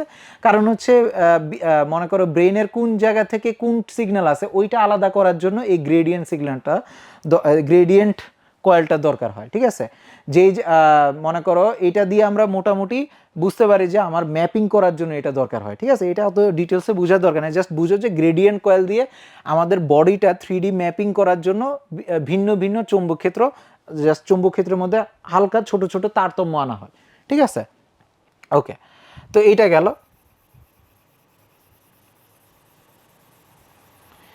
এইভাবে হচ্ছে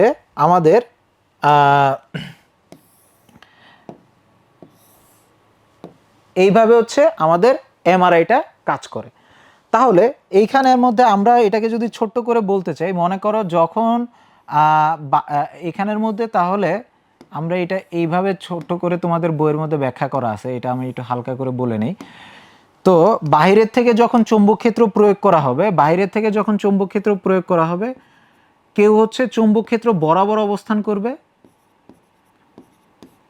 কয়েকটা ম্যাক্সিমাম প্রোটন চৌম্বক ক্ষেত্র বরাবর অবস্থান করবে, আর কয়েকটা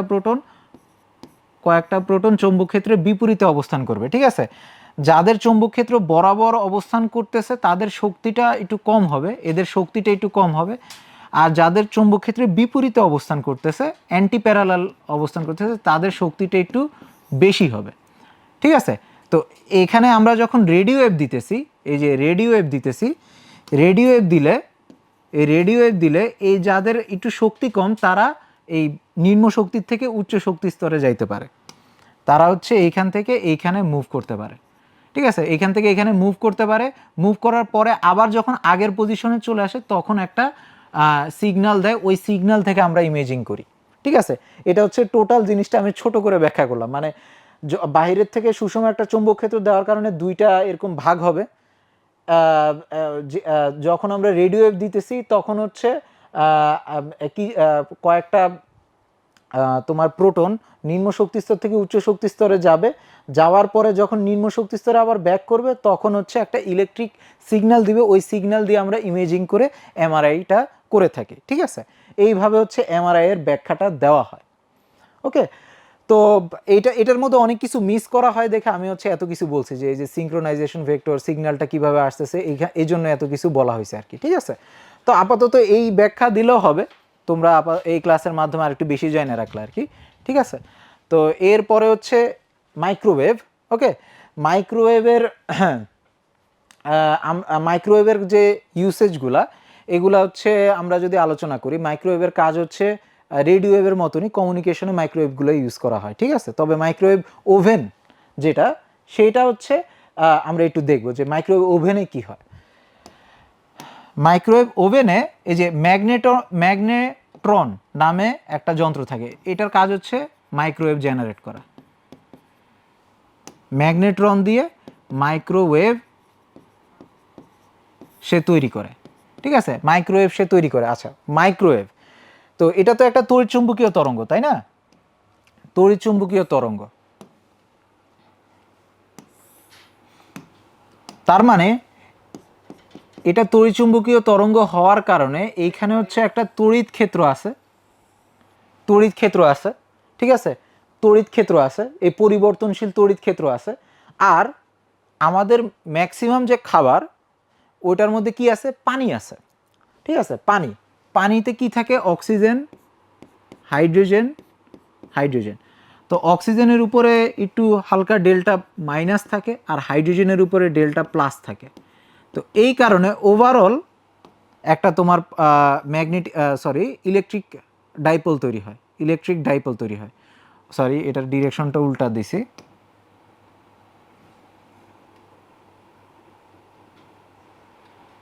প্লাস মাইনাস, তাহলে না এটা যোগ করলে এইটা এইদিকে ওকে, না এটা একটু উল্টা দিকে হবে। ঠিক আছে, এখানে একটা ম্যাগনেটিক মোমেন্ট তৈরি হবে, ডাইপোল মোমেন্ট তৈরি হবে। কি তৈরি হবে? ডাইপোল মোমেন্ট তৈরি হবে। তাহলে দেখো, এইটা একটা হচ্ছে ডাইপোল, এটা তড়িৎ ক্ষেত্রের মধ্যে যখন আসবে, এই তড়িৎ ক্ষেত্রের মধ্যে আসলে এটা কি হবে?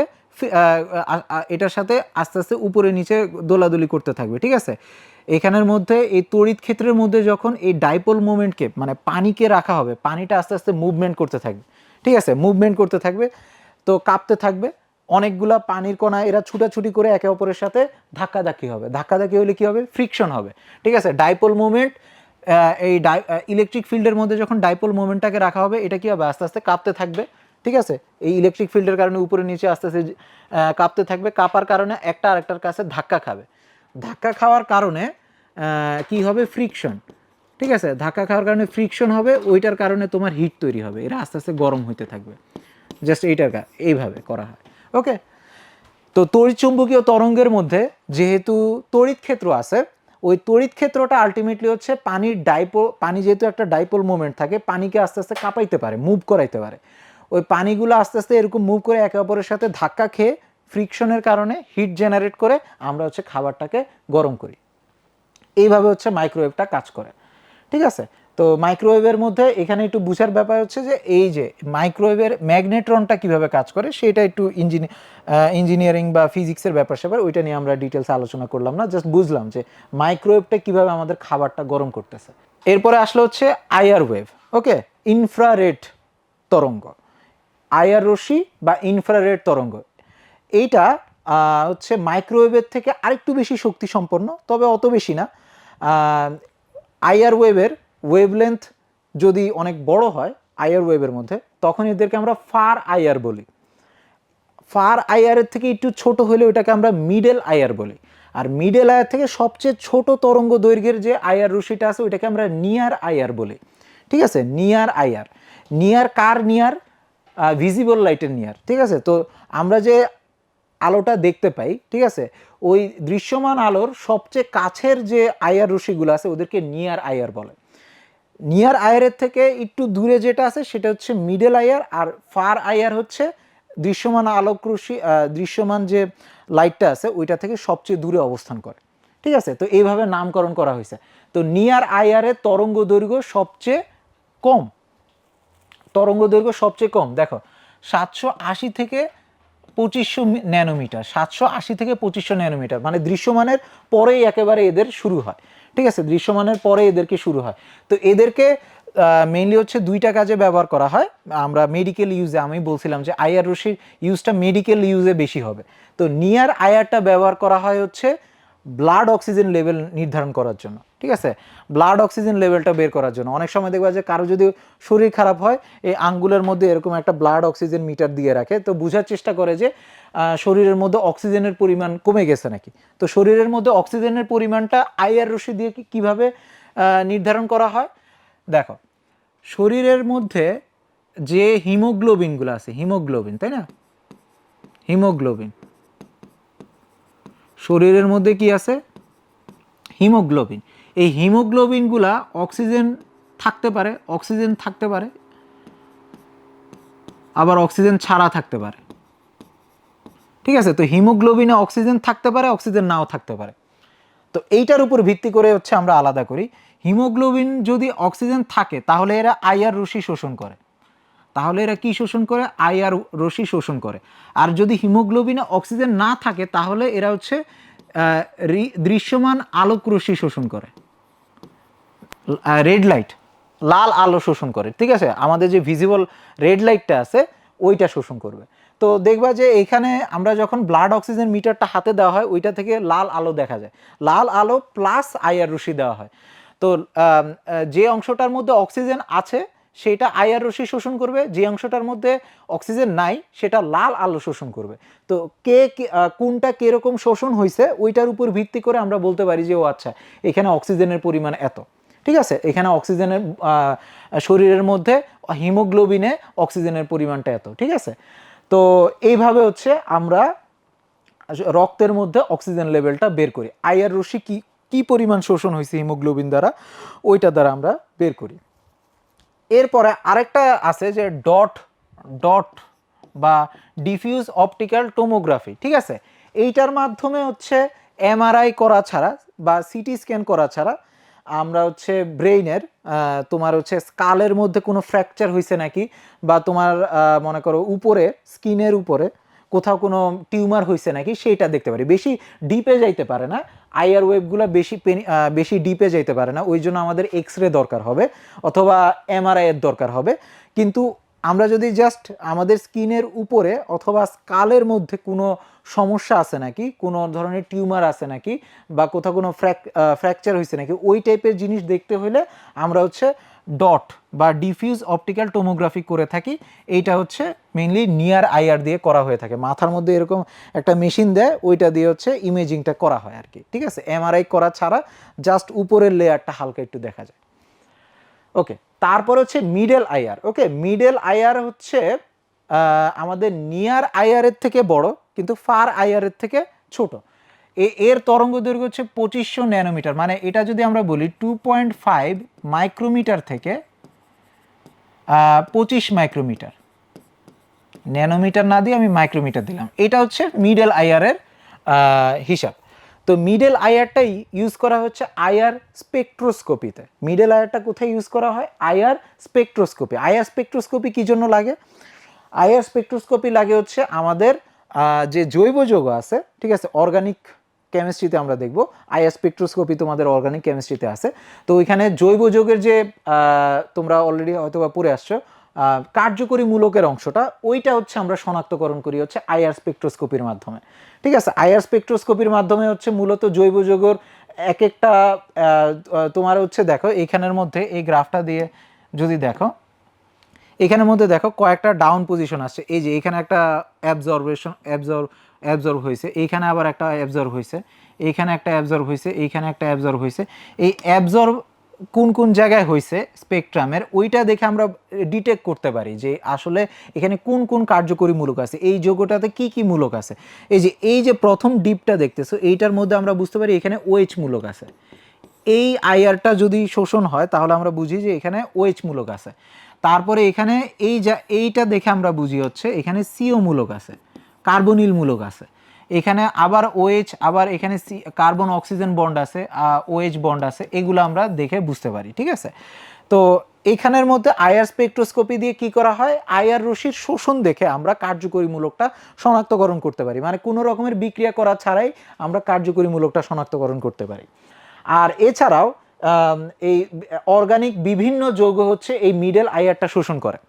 তো এই আমরা হচ্ছে বিভিন্ন রকমের গ্যাসীয় বা অর্গানিক যৌগ শনাক্তকরণের কাজেও আমাদের হচ্ছে মিডল আয়ারটা ব্যবহার করা হয়। তো বিভিন্ন জায়গায় কোনো ধরনের গ্যাস লিক হয়েছে নাকি বা গ্যাসের পরিমাণ গ্যাস লিক হয়েছে নাকি ওইটা দেখার জন্য হচ্ছে মিডল আয়ার ক্যামেরা ইউজ করা হয়। ঠিক আছে, গ্যাস ডিটেকশন করার জন্য, কোথাও কি কার্বন ডাইঅক্সাইড, কার্বন মনোঅক্সাইড এই টাইপের গ্যাস আছে নাকি, গ্যাস ডিটেকশন করার জন্য এই মিডল আয়ার ক্যামেরা ব্যবহার করা হয়। ওকে, তো এরপরে ফার আইআর, এটা হচ্ছে আইআরের মধ্যে সবচেয়ে বড় তরঙ্গ দৈর্ঘ্য হচ্ছে এদের, আইআরের মধ্যে সবচেয়ে বড় তরঙ্গ দৈর্ঘ্য হচ্ছে এদের, তার মানে এদের তরঙ্গ দৈর্ঘ্য হচ্ছে 25, এদের তরঙ্গ দৈর্ঘ্য হচ্ছে 25 মাইক্রোমিটার থেকে 10⁻³ মিটার, মানে হচ্ছে 1 মিলিমিটার পর্যন্ত, 25 মাইক্রোমিটার থেকে 1 মিলিমিটার পর্যন্ত। তো এই রেঞ্জের স্পেশালিটি হচ্ছে এই আমাদের যে জীব বা মনে করো প্রাণী দেহের মধ্যে বিভিন্ন রকমের অর্গানিক তোমার হচ্ছে রিয়াকশন হচ্ছে, এই রিয়াকশনের কারণে কি হচ্ছে, শক্তি তৈরি হচ্ছে। এই শক্তিগুলা আমরা বিকিরণ করি ফার আইআর রেঞ্জে। ঠিক আছে, শক্তিগুলো আমরা বিকিরণ করি ফার আইআর রেঞ্জে। তো এই যে এখানের মধ্যে আমাদের শরীরের থেকে যে ফার আইআর রশ্মিগুলা বের হচ্ছে, ওইগুলো আমরা ডিটেক্ট করে রাতের মধ্যে আমরা নাইট ভিশন ক্যামেরা বানিয়ে থাকি। তোমরা ন্যাশনাল জিওগ্রাফির এর মধ্যে হয়তো বা দেখে থাকবা যে অনেক সময় রাতের মধ্যে যে বাঘ হেঁটে যাচ্ছে লাল লাল তাকে দেখা যাচ্ছে, এরকম ওইটা কিভাবে আমরা করে থাকি, ফার আইআর রশ্মি ওই বাঘের শরীর থেকে যে নিঃসরণ হচ্ছে ওইটাকে আমরা ডিটেক্ট করে নাইট ভিশন ক্যামেরা তৈরি করি, ওইটা দিয়ে আমরা দেখি। ঠিক আছে, তো রাতের মধ্যে দৃশ্যমান আলো না থাকলেও সবাই হচ্ছে কি বিকিরণ করে, ফার আইআর রশ্মি বিকিরণ করে, ওইটা দিয়ে আমরা তাদেরকে দেখতে পারি। তারপরে হচ্ছে লেজার থেরাপি বা ফিজিওথেরাপিতে আমাদের ফার আইআর রশ্মি ব্যবহার করা হয়। ঠিক আছে, লেজার বা ফিজিওথেরাপির মাধ্যমে আমাদের ফার আইআর রশ্মি ব্যবহার করা, কোথাও কারো জয়েন্টে যদি কোনো সমস্যা হয় বা ব্যথা থাকে তখন এই যে ফিজিওথেরাপি করা হয়, ওইখানের মধ্যে যে লেজারটা ব্যবহার করা হচ্ছে ওই লেজারটা মূলত হচ্ছে ফার আইআর রেঞ্জের হয়ে থাকে। ঠিক আছে, তো এটা গেল হচ্ছে আমাদের আইআর রশ্মির ব্যবহার। এরপরে হচ্ছে ভিজিবল লাইটের ব্যবহারের কথা বলে শেষ নেই, আমরা জাস্ট একটা জিনিস দেখব যে শিখা পরীক্ষাটা একটু দেখব। ঠিক আছে, ভিজিবল লাইটের মাধ্যমে যে শিখা পরীক্ষাটা করা হয় সেইটা আমরা একটু দেখার চেষ্টা করব। তো শিখা পরীক্ষা কি জিনিস, শিখা পরীক্ষা মানে হচ্ছে এইটার মাধ্যমে আমরা মূলত হচ্ছে বিভিন্ন রকমের লবণে, শিখা পরীক্ষার মাধ্যমে কি করা হয়, লবণে ধাতব আয়ন শনাক্তকরণ করা হয়, লবণে ধাতব আয়ন শনাক্তকরণ করা হয়। ঠিক আছে, কোনো লবণের মধ্যে মনে করো কি ধরনের লবণ আছে, মনে করো লিথিয়ামের লবণ নাকি পটাশিয়ামের লবণ নাকি রুবিডিয়ামের লবণ নাকি সিজিয়ামের লবণ, মানে কি টাইপের লবণ, ওই লবণের মধ্যে ওইটা কোন ধাতব আয়নের লবণ সেইটা আমরা শনাক্তকরণ করি হচ্ছে শিখা পরীক্ষার মাধ্যমে। তো শিখা পরীক্ষার টেকনিকটা কি, শিখা পরীক্ষার মধ্যে যেটা করা হয় আর কি, প্রথমে 1 নাম্বার কাজ হচ্ছে আমার কাছে যে ধাতুর লবণটা থাকবে ওইটার সাথে আমি HCl যোগ করব। 1 নাম্বারে আমি কি করব, ধাতুর যে লবণটা থাকবে, ধরো আমি ক্যালসিয়াম কার্বনেট নিলাম, ঠিক আছে, আমি ক্যালসিয়াম কার্বনেটের মধ্যে আমি HCl যোগ করব। আচ্ছা, HCl যোগ করতেছি কেন, যাতে ক্লোরাইড লবণ তৈরি হয়। ঠিক আছে, ক্লোরাইড লবণ তৈরি হয়, calcium chloride plus H2O plus carbon dioxide. তো প্রথমেই কাজ হচ্ছে আমার কাছে যেই লবণই থাকুক না কেন ওইটার সাথে আমি HCl যোগ করব, ঠিক আছে? ওইটার সাথে আমি প্রথমে HClটা যোগ করে ফেলবো। HCl যোগ করলে ধাতুর ক্লোরাইড তৈরি হবে। ধাতুর ক্লোরাইড কেন দরকার হবে? কারণ আমরা মূলত হচ্ছে শিখা পরীক্ষা করতেছি, তো এই বুনসেন বার্নারের শিখার মধ্যে লবণটা রাখবো। তো ক্লোরাইড লবণগুলা মূলত হচ্ছে মূলত ইজিলি গ্যাসে পরিণত হইতে পারে। এদের উদ্দায়ী হওয়ার প্রবণতাটা বেশি, ঠিক আছে? ক্লোরাইড লবণগুলা ইজিলি গ্যাসে পরিণত হইতে পারে, এরা উদ্দায়ী বেশি, ঠিক আছে? এদেরকে ফ্লেমের মধ্যে রাখলে এরা ইজিলি গ্যাসে কনভার্ট হয়ে যায়। গ্যাসে কনভার্টটা হওয়া কেন ইম্পর্টেন্ট একটু পরে দেখবা, যে এদেরকে এই ক্লোরাইড লবণটাকে নিয়ে যখন আমি ফ্লেমের মধ্যে রাখবো, ঠিক আছে, এটা সলিড থেকে গ্যাসের মধ্যে কনভার্ট হবে, ঠিক আছে? ক্যালসিয়াম গ্যাস আর ক্লোরাইড গ্যাস, তো গ্যাসে কনভার্ট হইলো। গ্যাসে কনভার্ট হওয়ার পরে এই ক্যালসিয়াম আয়নটা আবার হচ্ছে এক্সোথার্মিক প্রসেস, যেহেতু সে দুইটা ইলেকট্রন গ্রহণ করবে, দুইটা ইলেকট্রন গ্রহণ করে ক্যালসিয়াম আয়ন হবে। ক্যালসিয়াম আয়ন থেকে ক্যালসিয়াম পরমাণু হবে। আর এই ক্যালসিয়ামটা পরে আবার হচ্ছে এই হিট নিবে, ঠিক আছে? হিট নিয়ে ক্যালসিয়ামের ইলেকট্রনগুলো এক্সাইটেড হবে, ক্যালসিয়ামের ইলেকট্রনগুলো এক্সাইটেড হয়ে উচ্চ শক্তি স্তরে যাবে, তারপর আবার নিম্ন শক্তি স্তরে আসার সময় একটা কালার দিবে আর কি, একটা বর্ণ বিকিরণ করবে, ঠিক আছে? তো ওই যে পারমাণবিক বর্ণালীর হিসাবটাই আর কি। তো এখানের মধ্যে মূলত কি করা হচ্ছে, আমরা হচ্ছে প্রথমে যে ধাতুর লবণটা আছে, ধাতুর লবণটাকে প্রথমে HCl এর সাথে যোগ করতেছি, যাতে ক্লোরাইড ভালো উদ্দায়ী শিখার মধ্যে দিলে যাতে এটা ইজিলি গ্যাসে কনভার্ট হয়ে যায়। তারপর শিখাতে আমি দিব, ইজিলি গ্যাসে কনভার্ট হবে। হওয়ার পরে কি হবে, হওয়ার পরে এইটা হচ্ছে দুইটা ইলেকট্রন গ্রহণ করবে, তারপরে হচ্ছে পরমাণুতে কনভার্ট হবে। পরমাণুতে এই ক্যালসিয়ামের পরমাণুতে যে ইলেকট্রনগুলো থাকবে, এই ইলেকট্রনগুলো তখন হচ্ছে শিখার থেকে তাপ নিয়ে নিম্ন শক্তি স্তর থেকে উচ্চ শক্তি স্তরে যাবে, তারপরে আবার সে নিম্ন শক্তি স্তরে ব্যাক করবে। তো ব্যাক করার সময় একটা কালার দিবে, তখন এই শিখার কালারটা চেঞ্জ হয়ে যাবে, ঠিক আছে? শিখার কালারটা চেঞ্জ হয়ে যাবে। তো এইভাবে শিখার কালার চেঞ্জ হওয়ার মাধ্যমে আমরা অ্যাকচুয়ালি ডিটেক্ট করি যে এটা এখানের মধ্যে কী ধরনের ক্যাটায়ন আছে, ঠিক আছে? ওকে, তো শিখার কালারটা চেঞ্জ হওয়ার মাধ্যমে আমরা অ্যাকচুয়ালি ডিটেক্ট করি এখানের মধ্যে কী ধরনের লবণ আছে। তো শিখার কালার ধরো ক্যালসিয়ামের জন্য হবে হচ্ছে ইটের মতন লাল, ঠিক আছে? ইটের মতন লাল হবে ক্যালসিয়ামের জন্য, ইটের মতন লাল হবে। তো ওইটা দেখে আমি বুঝি যে আসলে এটা হচ্ছে ক্যালসিয়াম। ওকে, তো তোমার মনে করো সোডিয়াম যদি হয় তাহলে গোল্ডেন ইয়েলো কালার হবে। সোডিয়ামের জন্য ওই শিখার কালারটা কি হয়ে যাবে, গোল্ডেন ইয়েলো কালার হয়ে যাবে। তো এখানের মধ্যে আমরা একটু পরে দিয়ে রাখছি যে এখানে এক একটা আয়নের জন্য এক এক রকম হবে, ঠিক আছে? তো এইখানের মধ্যে আমরা যে দিয়ে রাখছি, এই যে দেখো লিথিয়ামের জন্য হবে হচ্ছে এই যে দেখো ডার্ক রেড কালার হবে লিথিয়ামের জন্য। এই যে ডার্ক রেড কালার বা ক্রিমসন রেড হবে লিথিয়ামের জন্য, ক্রিমসন রেড মানে একটু ডার্ক রেড কালার পাওয়া যাবে। সোডিয়ামের জন্য হচ্ছে ইয়েলো কালার পাওয়া যাবে, ঠিক আছে? সোডিয়ামের জন্য কি কালার পাওয়া যাবে, ইয়েলো। সোডিয়ামের কারণ গোল্ডেন ইয়েলো কালারের ফ্লেম বা শিখা পাওয়া যাবে, ঠিক আছে? পটাশিয়ামের জন্য হালকা বেগুনি কালার পাওয়া যাবে, ঠিক আছে? পটাশিয়ামের জন্য হালকা বেগুনি কালার পাওয়া যাবে। পটাশিয়ামের জন্য কি পাওয়া যাবে, লাইট পার্পল, হালকা বেগুনি, ঠিক আছে? লাইট পার্পল, হালকা বেগুনি কালার পাওয়া যাবে। তারপরে রুবিডিয়ামের জন্য হচ্ছে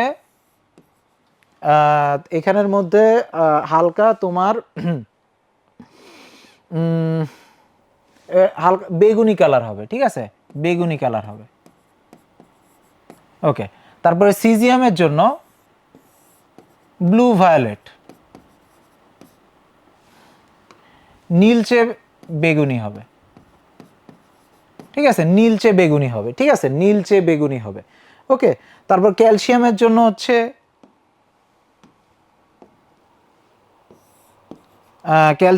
হচ্ছে অরেঞ্জ রেড হবে, অরেঞ্জ রেড, ঠিক আছে? বা ব্রিক রেডও বলা হয়। অরেঞ্জ রেড মানে একটু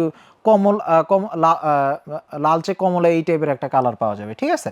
তারপর স্ট্রনসিয়ামের জন্য হচ্ছে ব্রাইট রেড পাওয়া যাবে, ঠিক আছে? স্ট্রনসিয়ামের জন্য ব্রাইট রেড। বেরিয়ামের জন্য সুন্দর অ্যাপল গ্রিন কালার পাওয়া যাবে, অ্যাপল গ্রিন, ঠিক আছে, অ্যাপল গ্রিন কালার পাওয়া যাবে। কপারের জন্য ব্লু ফ্লেম পাওয়া যাবে, ঠিক আছে, কপারের জন্য ব্লু ফ্লেম পাওয়া যায়। আর আয়রনের জন্য হচ্ছে তোমার ব্রাউন বা বাদামি কালারের একটা ফ্লেম পাওয়া যাবে, ঠিক আছে, ব্রাউন বা বাদামি কালারের একটা ফ্লেম পাওয়া যাবে। তো এখানে এক এক ধাতুর জন্য এক একটা তোমার কালার পাওয়া যায়। ওই কালার দিয়ে আমরা হচ্ছে ওই লবণের মধ্যে কি ধরনের ক্যাটায়ন আছে সেইটা শনাক্তকরণ করতে পারি। তার মানে আমরা হচ্ছে ফ্লেম টেস্টের মাধ্যমে এখন লবণ শনাক্তকরণে যাইতে পারি। এটাকে আমরা বলি হচ্ছে ড্রাই টেস্ট বলা হয়, মানে কোনো ধরনের দ্রবণ টবণ ছাড়া এই পদ্ধতিতে আমরা হচ্ছে টেস্টটা করতে পারি। ওকে, এরপরে হচ্ছে ইউভি রশ্মির ইউজটা দেখবো আমরা। ইউভি রশ্মি ইউজটা হচ্ছে মেইনলি জাল টাকা শনাক্তকরণে এটা কিভাবে ইউজ করে সেইটা আমরা একটু দেখবো, ঠিক আছে, জাল টাকা শনাক্তকরণে। তো এটা হচ্ছে আমাদের নোট, ঠিক আছে, নোট। এর মধ্যে থাকবে হচ্ছে ফসফোর পদার্থ, ঠিক আছে। ফসফোর পদার্থ কি? ফসফোর পদার্থ হচ্ছে এরা সাধারণত ইউভি রেঞ্জের মধ্যে আলো শোষণ করবে, ইউভি রে শোষণ করবে, ঠিক আছে, ইউভি রে শোষণ করে ভিজিবল লাইট বিকিরণ করবে, ঠিক আছে, ভিজিবল লাইট বিকিরণ করবে। ইউভি রশ্মি শোষণ করে দৃশ্যমান আলো বিকিরণ করবে। এদের আলো শোষণ করবে হচ্ছে 230 ন্যানোমিটার থেকে 310 বা 50 এই ন্যানোমিটারের মধ্যে ইউভি রশ্মি সে শোষণ করবে। ইউভি রশ্মি শোষণ করার পরে সে দৃশ্যমান আলো বিকিরণ করবে। এটা হচ্ছে ফসফোর যৌগ। তো ফসফোর যৌগ আবার দুই প্রকারের হয়, ফসফোরেসেন্ট, ফ্লোরোসেন্ট, ঠিক আছে, ফ্লোরোসেন্ট, ফসফোরেসেন্ট। তো এদের মধ্যে ইম্পর্টেন্ট হচ্ছে ফ্লোরোসেন্টটা। ফ্লোরোসেন্ট হচ্ছে আলো শোষণ করার সাথে সাথে আলো বিকিরণ করবে, ঠিক আছে। ইউভি শোষণ করার সাথে সাথে যদি ভিজিবল লাইট দেখায় তখন ওটা হচ্ছে ফ্লোরোসেন্ট। আর যদি ইউভি লাইট শোষণ করার পরে কিছু সময় নিয়ে আস্তে আস্তে অনেকক্ষণ ধরে আলো বিকিরণ করে তখন হচ্ছে ওইটাকে আমরা বলি ফসফোরেসেন্ট, ঠিক আছে। তার মানে ফসফোর পদার্থ দুই রকমের, ফ্লোরোসেন্ট, ফসফোরেসেন্ট। ফ্লোরোসেন্ট কি? ফ্লোরোসেন্ট হচ্ছে এদেরকে আলোর উৎস মানে ইউভি রশ্মি দেওয়ার সাথে সাথে আলোটা বিকিরণ করে এবং ইউভি রশ্মি সরাই নিলে আলো আবার বিকিরণ করা বন্ধ করে দেয়। কিন্তু ফসফোরেসেন্ট যারা আছে তারা হচ্ছে ইউভি লাইট দিলে প্রথমে হচ্ছে আস্তে আস্তে আলো বিকিরণ করা শুরু করবে এবং ইউভি লাইট সরানোর পরেও অনেকক্ষণ ধরে তারা আলো বিকিরণ করতে পারে।